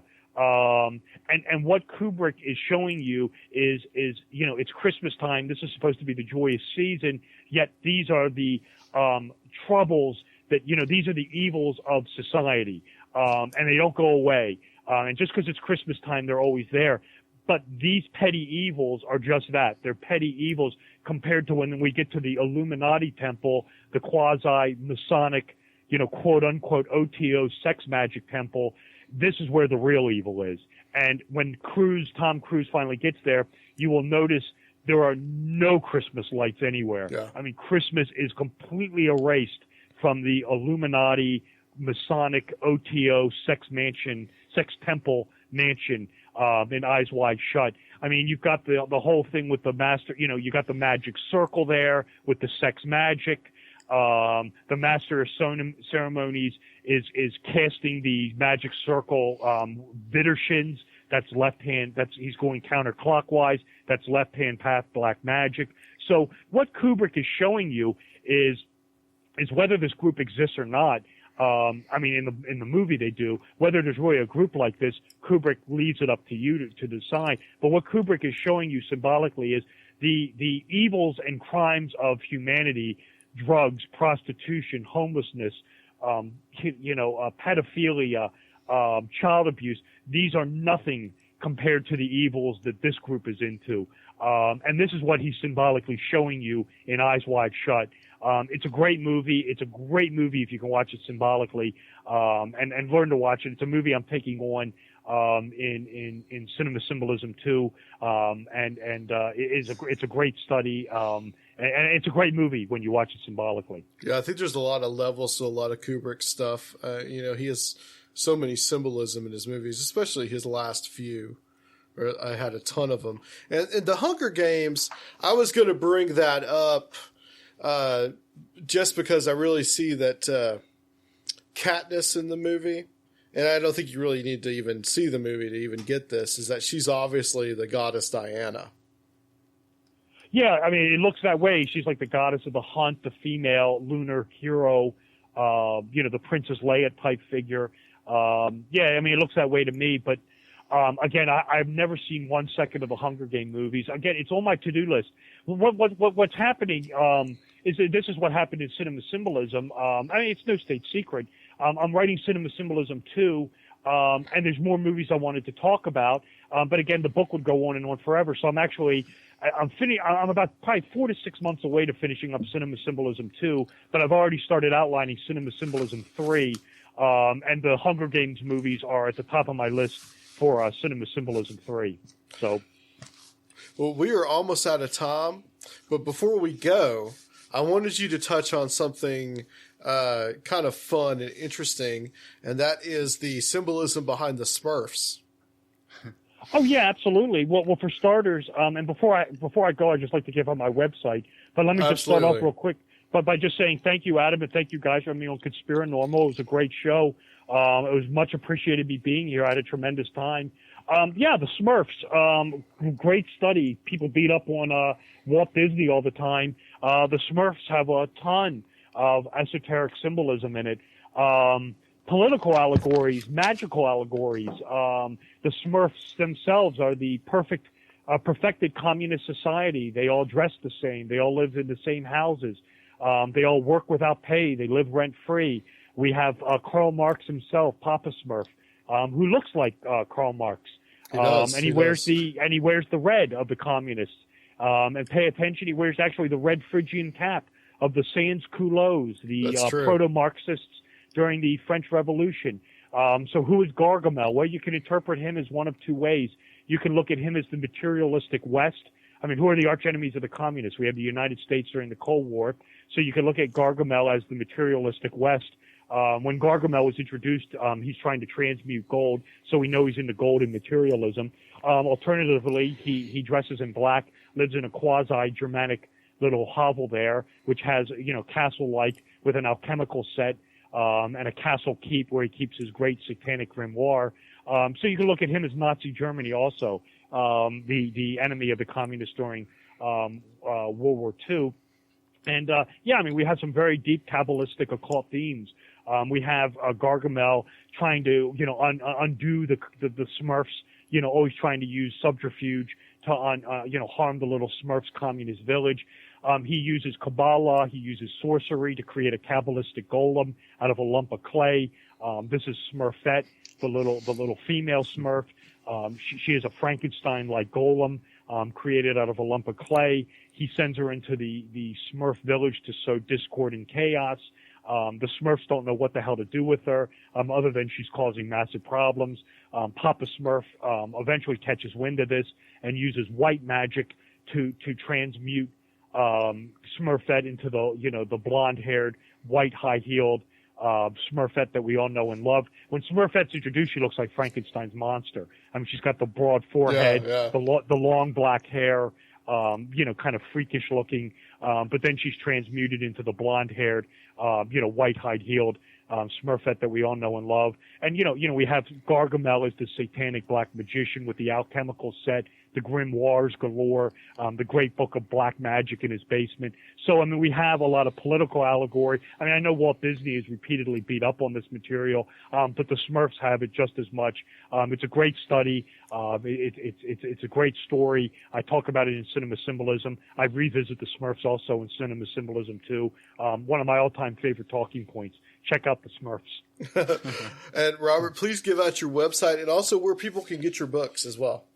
Yeah, absolutely. Again, thank you, Adam, for having me and guys on Conspirinormal. Absolutely. I thought it was a tremendous show. I really you. appreciate you having me on. And when Cinema Symbolism 2 comes out, we'll do this all over again. No question. If you're interested, if you like what you heard tonight, definitely check out my website. It's the easiest way to find me on the internet. It's www. My name is Robert W. Sullivan IV, so it's robertwsullivan.iv.com. That's the letter I, the letter V.com. From there are links to buy the books. You can buy the paperbacks. They're on Amazon. They're on Barnes & Noble. You can get the Kindles, the Nooks. Right now, when this interview airs, the ebooks are actually on sale right now. They're discounted to $6.99. That sale is only good through the holidays, so don't wait. Get that now. The ebooks are much cheaper than the paperbacks. It's on Amazon Kindle, Barnes & Noble, Nook. You can get them in the Apple iBookstore. Go to www.robertwsullivan.iv.com. Links there to buy the books. Links there for my social media, Facebook fan pages, Twitter, YouTube channel where you can listen and watch some other TV shows I've done, podcasts I've done, radio shows I've done. It's all there. It's very easy to navigate. Links to buy the books, www.robertwsullivan.iv.com. Well, thank you, Robert, for coming on. It's been very enlightening. It's a very interesting subject. And just stay on the line for us. We're just going to close this out. And, guys, we'll be right back on Conspirinormal. Welcome back, Conspirinormalians. Did you love that? Did you love it? Well, so there was a couple of movies I was thinking of, while he was talking, like Not Another Teen Movie or, I tell you, when he started talking about the whole Light and Day thing, the new Star Wars movie really came into mind to me because, more so than even in the original movies, there was that struggle between dark and light, not only in one character but in several characters and just in the movie itself. Yeah, and that really brought that to mind when he started talking about the whole Light and Day thing. Right. I thought it was interesting, too. We talk about the hero monomyth, and just to make the point on the new movie, you get that with not one but two characters in this one. Yeah. So, I like the... Again, not giving anything away. The random movies I didn't expect, like Monty Python and the Holy Grail. Yeah, I didn't expect that either. Which I absolutely love, but I didn't expect there to be any kind of depth to it other than the wittiness of the humor itself. I was disappointed to hear that he didn't review Dude, Where's My Car? Well, I'm sure there's a lot in that. The monomyth behind Ashton Kutcher's character. It was very deep. You guys might not get it, but... Yeah, I guess not. If you want to, get real into it, I guess you can, but all in all, I think it's just a goofy movie. You if you tried, you could make symbolism out of any movie, really. Yeah, you could. Yeah, not to discredit him in any way, because he's right. Yeah. I could see, obviously, that a lot of producers implant this kind of thing into the movies because it provides like a basis for, attraction toward the movie. Right. A lot of them are students of literature and mythology too. Right. So they consciously incorporate those kind of themes in. But what I wanted to do tonight, guys, as we kind of in the final moments, I wanted to go over I believe we're only got like 33 shows of this year. And yes, I did that on purpose. I realized we were going to get to 33. I just had to incorporate that number in somehow. But I'm just going to go down the list of some of the guests that we've had on, just going to go to the shows that we've had on since January. And Rob kind of wrote some things down, and Luke just... I just drank and got drunk and just said forget about it. Yeah, exactly. That's my part in this show. Yeah, man. To not do anything. You do it so well, though. You do. There's no one better for the job. All right, well, thanks. Unfortunately, Zach, Thad McCracken was last year, so we're not going to include him on that. But, we talked a little bit about the nipple sucking and learning how to brush your teeth. So we started out the year. This is episode 101. So we started out the year with episode 68. And that was the guest that we had on that was suggested by John Tenney, who was our last guest of 2014. That was Craig Ciccone. Talking about the assassinations of the 1960s. We talked about like Martin Luther King, Robert Kennedy, Medgar Evers, Malcolm X. Fred Hampton was also a big one in that one. Fred Hampton, that was my favorite part of the show. I never heard of any of that. Right, exactly. And I think that was still one of your earlier shows, Rob. And I think you guys, like you and Luke, learned a lot on that show. Absolutely. So did I, really. I didn't know it went that deep. Like, I mean, obviously I knew about Kennedy and, Martin Luther King, and that was pretty much it. Yeah. And that's what most people probably know, from that time period. So he really done his research and he packaged it in a way that's really sensational without being, the information being corrupt in any way. Right, exactly. And he's still working on a book about Fred Hampton. Do you think you wanted to say about that one, or? No, just that I was blown away by like how much I learned that I didn't even know that I obviously didn't know. But yeah, we need to have Craig back on. He's a real interesting guy.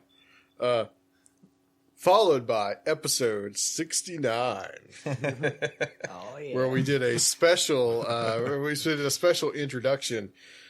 This was an interesting show, not just because it was episode 69, but because we had Dr. Fetzer on, James Fetzer, and we talked about Sandy Hook and some of the Boston bombing theories. And this was the show that I think, Rob, I don't think you were there for this one. I think it was me and Luke. No, I was there. You were there for that one? And he had... this was the show that everything was kind of going well, and then all of a sudden he started going into Holocaust denial. Yeah, well, that's how I know I was there, because I remember the look on your face. Yeah, I was I just remember like you telling me about that, and I was like, "What?" Right? Yeah, it just was like this, but this was somehow to prove that he wasn't anti-Semitic. Which I'm still trying to grasp that 1 million pile of dead Jew bodies, that wasn't real. All those pictures, they were photoshopped. Before Photoshop. I just, but it was an interesting show nonetheless. And we had... and I do like anything that has to do with false flags, because I think it's so important to keep your eye on, from a civic responsibility type of viewpoint. Right. I mean, definitely the Sandy Hook stuff is interesting as well. Episode 70, that was February. That was Tracy Twyman. And I remember it was you and I for that one, the clock shavings. Mm-hmm. And we talked about her experiments with a Ouija board and talking to Baphomet and to Cain and these different kind of, I would say, lack of a better term, demons that she was talking to. And Satan. Directly to Satan. Yeah. This was an interesting show, to say the least. And a lot of it had to do kind of with the Merovingian mythos and the Priory of Sion, which is something, and the Knights Templars, which is something she was really into. She's got a new book out too, so I try to get her back on. Episode 71, we had Craig Ciccone back. That was originally supposed to have been... It was Captain K. Captain K. Yeah. Well, remember, I couldn't get... And this was late February, and we couldn't get in touch with him. He just was MIA. Probably went back to Mars. And he was on a secret mission. So I had Craig to come on because I wanted to kind of respond to... From episode 69, where Dr. Fetzer denied the Holocaust... And to kind of talk about like what the proofs were for the Holocaust, because Craig's an historian, and even though that wasn't his specialty, you know, he still knew some things about it, and so did I. So we could that kind of ended up being kind of like another history lessons show too, as well. Yeah, that's good since I missed history. Yeah, you slept through most of it, right? Yeah, I did. I really enjoy history. I guess that's where we differ. Or I was just being a jackass all through it. So clowning around and like cutting farts in the middle of the room. Right, yeah, exactly. Drawing pictures about God knows what. Anything to add on that one? Yeah, Rob? disturbing What's pictures. in your notes? Episode 71? No, just that, actually, I wasn't going to bring up the Holocaust denial unless you did. Okay, I got you. That's like, episode 72. That's Dr. Future. First time he was on during this year. That was in March. That was talking about Jewish ritual magic. And this was just talking about some of the subjects that he had come up with on doing his book series, and especially his book about it was about Judaism and its holy wars, and now he's followed that up with Christianity and its holy wars. And this was just kind of about Jewish magic, like Kabbalah, and kind of like how influential it is in Israel right now. And this was pretty eye opening. I don't think you were there for that one either. No, but I mean, I have read like a bunch of occult books about Kabbalah, and it's super interesting stuff. Episode 73. That's Peter Goodgame. That's from a book that he actually wrote in 2001. Good game. Called The Globalists and the Islamists. And he actually didn't release it until earlier this year. Good game, guys. And and that actually, the first time we'd ever called Hawaii. And I remember on that show, there was like this weird like Hawaiian bird and stuff in the background. Yeah, right. It also had Luke as the rap intro. Yeah. That was awful. The checkout line, girl. Baby, you're so fine. Oh God! Why do you make me do this stupid thing? You're willing to do it. So this was just about like the how the globalists have kind of influenced the Islamists and the Islamic Brotherhood, and how possibility of promoting constant war in the Middle East has kind of lent itself to the population control agenda, which I know Luke is all about. Yeah, so. Which comes out later in the show. Episode 74. This was in April. Walter Bosley. It's the first time we had Walter on, and this was about Empire of the Will, and this is about his three book series on that. Talk about some of the ritualistic occult murders that he discovered in 1915 in San Bernardino, California. Yeah, crazy connections. That's all I remember from that right, interview. And interesting in the light of what just happened there earlier in this month, and how he had been saying that in 2015 something was going to happen. Followed up by episode 75, and this was Eric Altman. And this was about Bigfoot. That was one of my favorites. Yeah, that's one of Rob's favorites. The crypto stuff. And it's very interesting because we talked a lot about the hoaxes and different kinds of like how he feels what Bigfoot might be, and then all kinds of interesting things like that. Was there anything you wanted to add on that one? No, it's just, I wish we should get him back at some point. Oh yeah, he was a lot of fun to talk to, and there's a lot of like you said, it was a really well balanced kind of perspective on the whole thing. Like, you know, he feels a lot the way I think that I feel about it, that it's a very, very interesting type of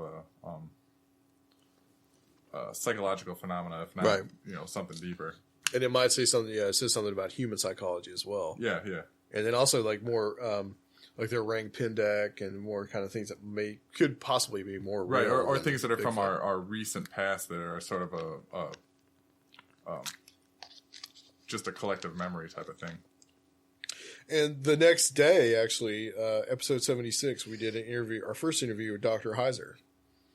And we talked about his book, The Facade, and just among some other subjects. And Dr. Heiser is always very, very knowledgeable on a lot of different things. And also, how Zachariah Sitchin was wrong. Yeah, dead wrong. That was a really fun episode. 'Cause, I mean, I watched Ancient Aliens, and I find that kind of stuff really interesting. But it's way more fun listening to somebody who can actually like translate dead languages and knows what they really mean. Right, no, exactly. He's wrong. Zitchin's right. and just Zuccarillos and all the other guys. Zuccarillos? Zuccalos? Shut up. All the guys on Ancient Aliens are right. They're all right. Every single one of them, dude. You know, yeah. I just know it, okay? They're on TV. Yeah, they're on the History Channel. It's true history. Followed that one up with episode 77, and actually I think this one was just me because it was on a Saturday morning. Rob, you were working, and Luke, I don't know, you were in a ditch somewhere possibly. This was Gons and Basil from Canary Cry Radio, and a couple of great guys, also good friends of the show, and also kind of also inspired by Future Quake like I was to do a show. And we talked about transhumanism. You know, we talked about some different Christian aspects on that show. Got a lot of downloads on that one. Really great guys to have on. Episode 78, that's late May. That's Laird Scranton, and that was Point of Origin and the Science of the Dogon.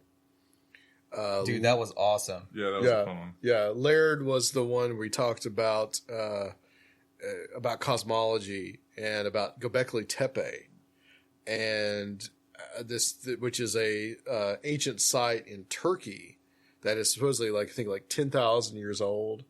And he's looking at it it's almost like if there was an ancient civilization that perished, that this site was kind of a way to jumpstart civilization back up again. And the archaeologists still today are still uncovering new stuff from Göbekli Tepe and debating the age of it as well.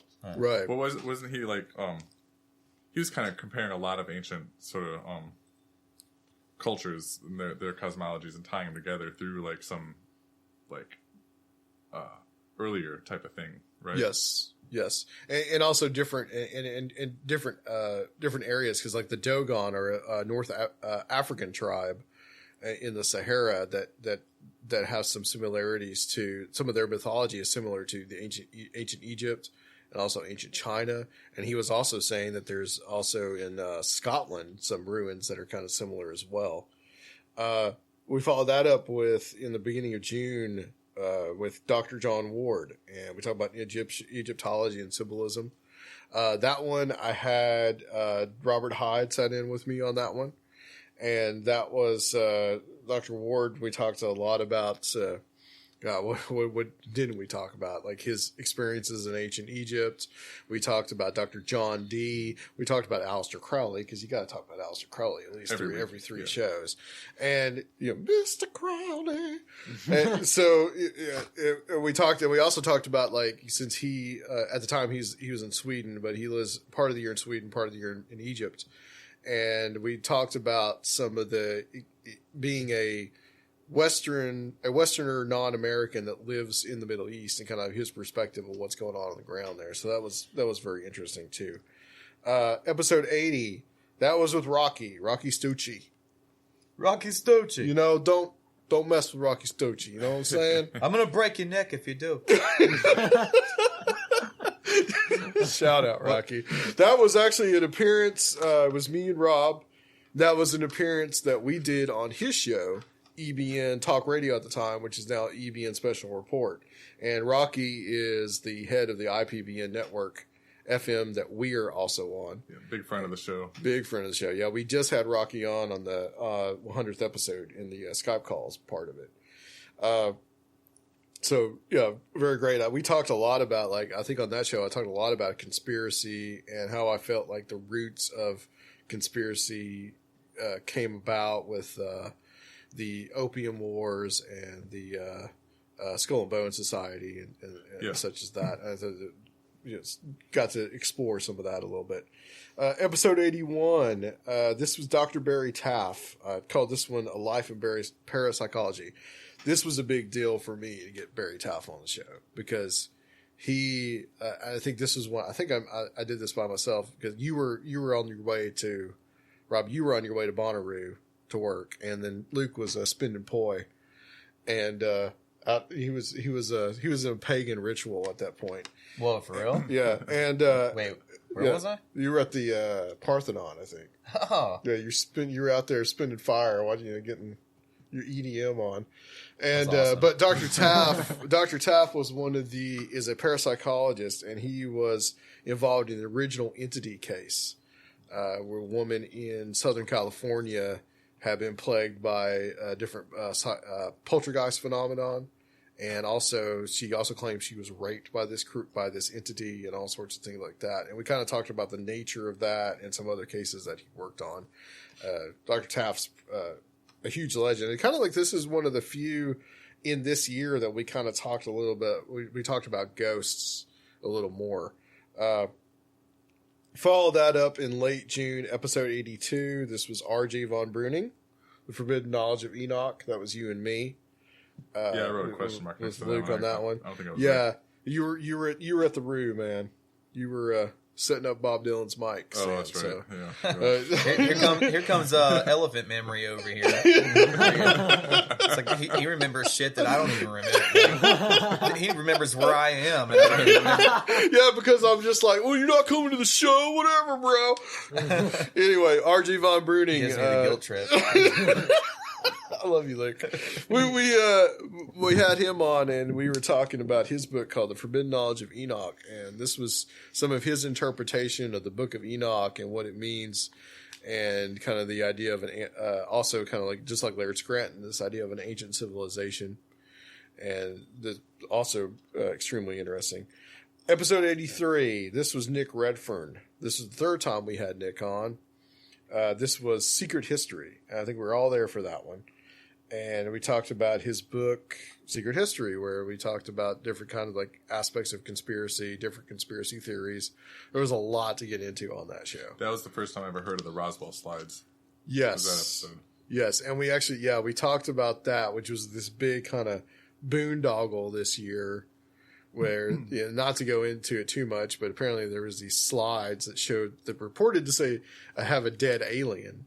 And it turned out to have actually been pictures from a museum. Slowly evolved as the evidence sort of came to light. And right. It was just discredited everything more than it. It was just a kid with Pulgeria. Yeah. And Nick had done Nick had done some research on it, so I got his opinion on it. Episode 84. This was quite an episode. It's the big one. This was Mr. Randy Kramer, also known as Captain K. And we talked about his experiences on Mars and his old Betty Lou. And that was awesome. That was one for the books, gentlemen. Zach, you definitely, you missed out. If you thought Thad McCracken was good, this one put Thad to shame. In fact, go home right now and listen to it. I will definitely look at 84. I'll listen to it because I've heard a lot about Captain K. 84. It's a good one. I've heard a lot about Captain K, and that's definitely one I need to listen to. Any thoughts on that one, Rob, that you wrote down? Because I know you had a bunch. I wrote yes with 3 exclamations. This was all over the map, man. I mean, fighting reptilians on Mars. What did you talk about? Like some squid creatures or something? He was a test tube baby. Like he's a genetic super soldier. There's 8 or 10 different alien races. There was time travel. There was futuristic weapons. There was everything. Rail guns. Rail guns. Yeah. So I was like, so I think it's safe to say you could kick some ass, son. He's like, oh, you're damn right I can. Yeah, for sure. All right. Followed up by just episode 85 and just, I don't know, if you really couldn't follow this up with anybody, but I followed it up with Dr. Future. And that's, that was just the Georgia Guidestones revelations. And we were actually the first show to talk about when they released because I knew about this documentary because Mike had been working on it for a long time about the Georgia Guidestones and who potentially built it. And we actually got the scoop that night. The only thing we didn't really find out was the name. So that was very cool to become a part of that. Yeah, your masters and how you agreed with the Georgia Guidestones, so you didn't have to sit in traffic anymore. Well, 500 million is a little low. What was like all the 92 people that moved to Nashville a day? Don't want that happening. What was it? Yeah, it wasn't 92. It was somewhere close though. Yeah, it's too damn many. Yeah, too many. Any thoughts on that one, Rob? I don't know if you were there for that. I don't think I was there, but I mean, Mike could be on every other episode, and I'd be happy. That guy just has this massive wealth of knowledge. Yes. Oh, 94. That's what it was. 94 day, okay. Well, if it wasn't for that 94 day, I wouldn't be here. you damn transplant. Go back to where you belong. And me too in 2003. I'm from here. I am. I promise. Didn't Adam say you're from Watertown? But that is Nashville. That's Greater Nashville. Greater. Not even the same county. Oh, okay. We just got to move out the suburbs. Move the line over a little bit. Okay. Move it to the end of the next I'm county. from Tennessee. Anyway. I'm from right outside of Memphis. Too. Go back to Chattanooga. I'm from right outside of Memphis. Well, we got a resident Yankee right here. You know what? You're still from the South. Yeah, you're basically from Canada. Where's Alyssa? Everybody thinks she's Canadian. Episode 86. That's Thomas Fusco. This is Behind the Cosmic Veil, and we talked to Thomas about his book Behind the Cosmic Veil and his theory of supergeometry. And this is we got really scientific on this one. A lot of talk about space time. Yeah, he was the guy he was trying to come up with time cube, like Einstein's theory of everything, or the equation that can kind of sum it all up, type of sort of a theory. But something that includes paranormal in it. Yeah, just kind of his way of trying to explain the paranormal in a scientific fashion is like this idea that you have a kind of an abstract universe that comes into our own. Episode 87, Walter Bosley again. This is the second time, Secret Missions. And we talked about two of his books, Secret Missions. Secret Missions 1 is about Juan Cabrillo, the Spanish conquistador, and his idea that he was actually looking for the Excalibur sword in California, which was an interesting thing. Yeah. And that the Excalibur sword was made out of orme, which is also another interesting idea. And then Secret Missions 2, where we talked about Sir Richard Burton, not the actor, but the explorer, who the idea that he was looking for lost cities in South America. And got really deep on that one. Episode 88, this is August 19th. This is momentous because this was the first show that we did in this studio. Mm-hmm. That was with Marie D. Jones. We talk about mind wars. We talk about mind control, how the media... MK Ultra stuff. I love MK Ultra, right. And the media kind of influences and cults and anything like that. Any insight on that one? No, that's one of my favorite topics. I mean, it goes all the way into like your modern advertising techniques and marketing and stuff, and you can see a lot of the sort of same type of tactics and stuff put in place that the government's been using for hundreds and hundreds of years. Yeah, absolutely. Was I there for that one? You were there for that one. Oh, you were there for that one. Okay. Whether you slept through it or not, I can't remember. But I love all the history of the MK Ultra stuff. Like, just because if you look at that and if you look at what the government did then 50, 60 years ago, then there's no way to deny what they're capable of. And that's come up so many times on this show too. Mm-hmm. It's not even funny. And I think there's a lot of it and we even talked about this on the show with her. It was that I think there's a lot of aspects of the UFO abduction phenomenon that could easily be explained by mind control experiments. Episode 89. This was Micah Hanks. First time we had Micah on this year. We just were graced with his presence last time when he came on the show in the studio with us. We talked about podcasting and kind of like the importance of it. And we also talked about the conspiracy media because that was right at the point where we had those two newscasters that were the newscaster and the cameraman that were shot in Virginia. Right. And we talked about like how people were just kind of jumping the gun and saying it was a false flag. And there were some weird things about that where we're kind of talking about how like the conspiracy media. That was also an interesting one because that's kind of working out the kinks in this studio. And kind of got like a long email from somebody because Luke was reading an instrument, a music catalog, and it just made noise throughout the entire. Which wasn't noticeable to us. It was only on the recording. Right. It's like. But come to find out, like Micah's like wicked awesome though. Right. Yeah. I don't think he even cared. Episode 90. This was Dark Marquis and David Snitker from Southwest Prophecy Ministries. This was an out of the ordinary show, I gotta say. Yes, it was. This is the one Alyssa wasn't allowed to come to. Yeah, we wouldn't have let Alyssa come in here and be on the mic. And we get the bird. Anyway.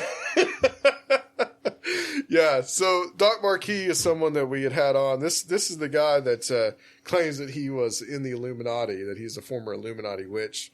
And later he was born again and came to the Lord. And he had he was starting a prophecy ministry, and we had on also the president of the ministry with us as well. There was a lot of mention of Kim Davis. Yeah, there was, and which is why we may be laid into there. Pro Kim Davis. Yeah, pro Kim Davis. They refer to her as Sister Kim. Sister Kim. And Sister Kim. Well, actually, from our good friend Heather. Said that, again, I think, we're trying to work the kinks out. And this was, of course, is during the summer. And so, the windows were kind of open and we had crickets going on outside. And, for some reason, the microphone was just picking up the crickets. And there was one point while Doc was talking. When everyone gets quiet, though. Too, the cricket level comes up. So there was one point where none of us were speaking. And, none of us were speaking, and Dark Marquis was speaking, and all of a sudden you just hear.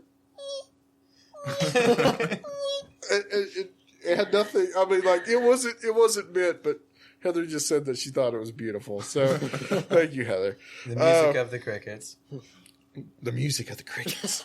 Episode 91. That's Michael Heiser. The second time we had him on, and that was with talk about his book, The Unseen Realm, which is an incredible book. Again, very meticulous, very, very scholarly researched, really helped me to kind of understand the Bible and what everything really means. And that was also kind of a big treat to also have Scotty Roberts join us on that show. And Scotty kind of sat in as a guest co-host. Yeah. Yeah, that's a lot of the biblical history type stuff bores me, but I love Dr. Heiser. Yeah, the Bible's actually pretty brutal, dude. Yeah, because actually at the end of that show, we played that rap that the two guys in England did. There was nothing but Bible verses. Oh yeah, that's right. Remember that? All right, so this next two shows a little strange in the order. I'll actually start off with episode 93 because we'll get to 92 here in a second. And we actually recorded this before episode 92, so that's why I'm doing it. That was Scott Bennett. Oh, that was about his book Shell Game. And that was a bizarre show. Yeah, not because of the material, but because as we're talking to Scott and we're getting into this whole idea about the UBS banking scandal, and Scott was a whistleblower who revealed some of this scandal, had actually gone to federal prison for these ridiculous trumped up charges. You can listen to that show. It's episode 93. He's talking about John Boehner. In the middle of the show, all of a sudden, everything just goes down. As soon as he starts dropping names and blowing the whistle, my computer hasn't worked right since. Like, really? It's yeah, and he's got state-of-the-art friggin' equipment in here, too. Yeah. It just goes down. It just like resets. And we'd had a problem the previous week because we were supposed to have him on September 21st, and we had to reschedule because he couldn't get his Skype back up. Yeah, because he thinks he was hacked. He said he'd been hacked. The CIA says, give him an overload. That's pretty now. So we get him on, and this happens, and he can't hear us. We can hear him, so he just finishes up the show. And we were about to have Peter Robbins on, which I made episode 92, talking about Left at East Gate. Oh, that's right. That's when we had to rush back to and your we place. had to go scramble, get the mics, and go back to my house, which thankfully is not very far down the road. And we had to reset up back there, and that's what I made episode 92, which was Peter Robbins. That was Left at East Gate. That was the Rendlesham Forest incident. And you talk about his friend, Larry Warren, who witnessed this incident in England in 1980, this UFO incident. And also another thing about Peter that I thought was just really interesting for me was, his sister, Helen Wills, was a big punk rock icon in New York City. And Peter knew all these people. He was hanging out with all these people that now are legends, and he didn't at the time, no one knew they were going to end up like that. Because he's like in his late 60s now. Yeah. And he was like in his late 20s, early 30s at the time. And he was hanging out at CBGB's. He said he saw the Ramones. He saw Blondie. And Blue Oyster Cult. Yeah, Blue Oyster Cult. And he did and we're talking about did you ever know Patti Smith? And he's like, oh yeah, I decorated her house. And then later on, you don't hear this in the interview. We're still talking to him afterwards. And he's talking about, I'm like, did you ever know Lou Reed? And he's talking about how he saw the Velvet Underground back in the late 60s. Yeah, that was a cool one because the Rendlesham Forest thing is something I've heard a lot about before. It's cool to talk to someone who's that close to it. Yeah, pretty incredible. My brother just said that to me. Nobody wants to know that. Anyway, we have the next show, episode 94. This was shout out to all our brogers out there if you're listening. This was Scott Walter. We talk about his show, Pirate Treasure of the Knights Templar. This is a big deal to have somebody on the show that was that's on television, basically. But he's very humble about it, I must say. And we had a big article written about our interview with him. Yeah. Very negative. Yeah, they were going after Scott Walter, and we kind of got drug into it. Right, yeah. But they had nothing but nice stuff to say about us. Everything he said about Adam was correct. yeah, there you go. Episode 95. That's Dr. David Jacobs. Second time we had him on. We talked about his show, about his book, Walking Among Us.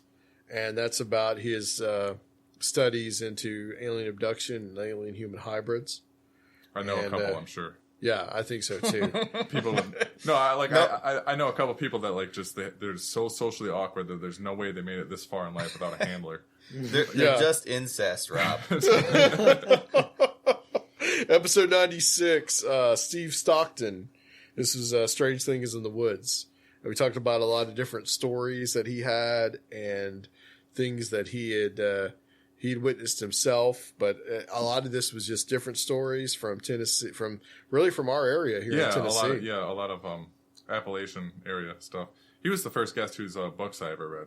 Yeah, there you go. Because they were really short. There you go. They were good, but Luke reads all the books. I don't know what you're talking about. Right, yeah. Rob, you're falling behind, dude. I mean, are you a part of this show or not? This large board might say that they might have something to do with that. Episode 97. This was Agi Nost. We talked about spiritual science and how to live till you're 360-something years old. Which is very... Wow. I meant to write all those herbs down. I forgot. Yeah. It was we'll never know. But actually, you can go back and listen. That's true. Quite an age to live to. I think my balls would be dragging way behind me. That's a bit of an exaggeration there, I believe. Episode 98, closing the gap here. That's L.A. Marzulli, Days of Chaos. We got into it on this show a little bit. This was we got kind of deep. LA's always 100 miles an hour. And we also had, to begin the show, we had Stephen Ogden from Germany talking about what's going on over there with the Islamic fundamentalism and all that different stuff. There for that one either.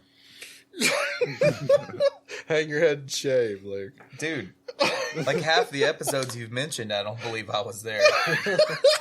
This was one of the Wednesday night, like. No, it was a Sunday night. It was a Sunday night. I thought and you and I had actually this deep discussion that we should have recorded, Rob. But oh, that's right. Yeah. Episode 99. This was only a couple weeks ago. This was Rebecca Roth. We talked about her books, Methodical Illusion and Methodical Deception, and we had Dr. Future sit in on that one. That was we talked about 9/11.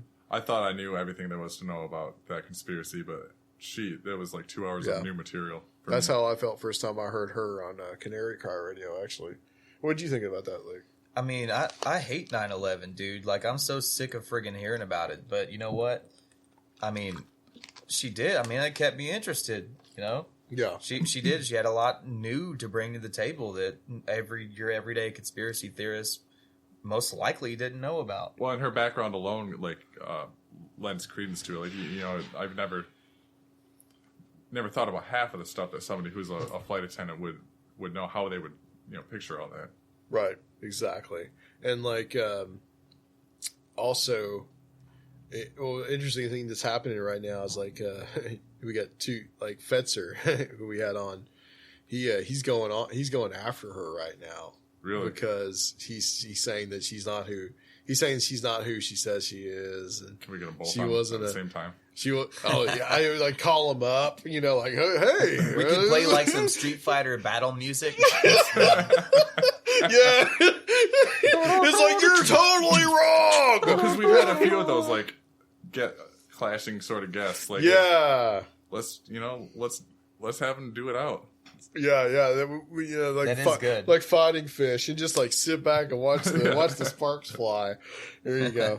Finally, episode 100, which we split into 2 episodes, and that was good because we had Robert Hyde and Dr. Future. Micah Hanks came to see us. Was here in the studio with us, and we had Nick Redfern and Walter Bosley, Adam Go-Rightly. We talked to, and Rocky again. We spoke to him. And finally, this one tonight, episode 101, last show of 2015. And that was Robert W. Sullivan IV.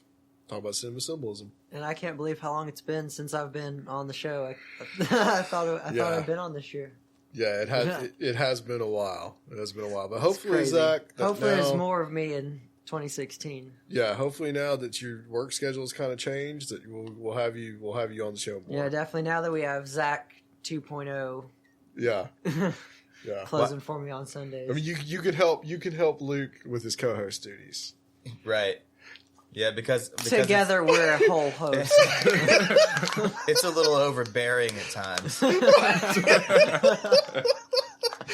You know, to sit here and drink beer or whiskey. Yeah, to sit here and drink whiskey and say like every 30 minutes or so. About squid babies.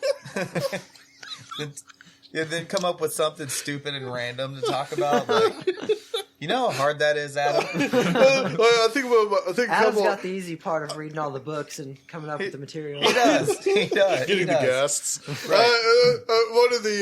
A couple of my favorite Luke moments as a co-host were the first David Jacobs show, and that was the Squid Babies.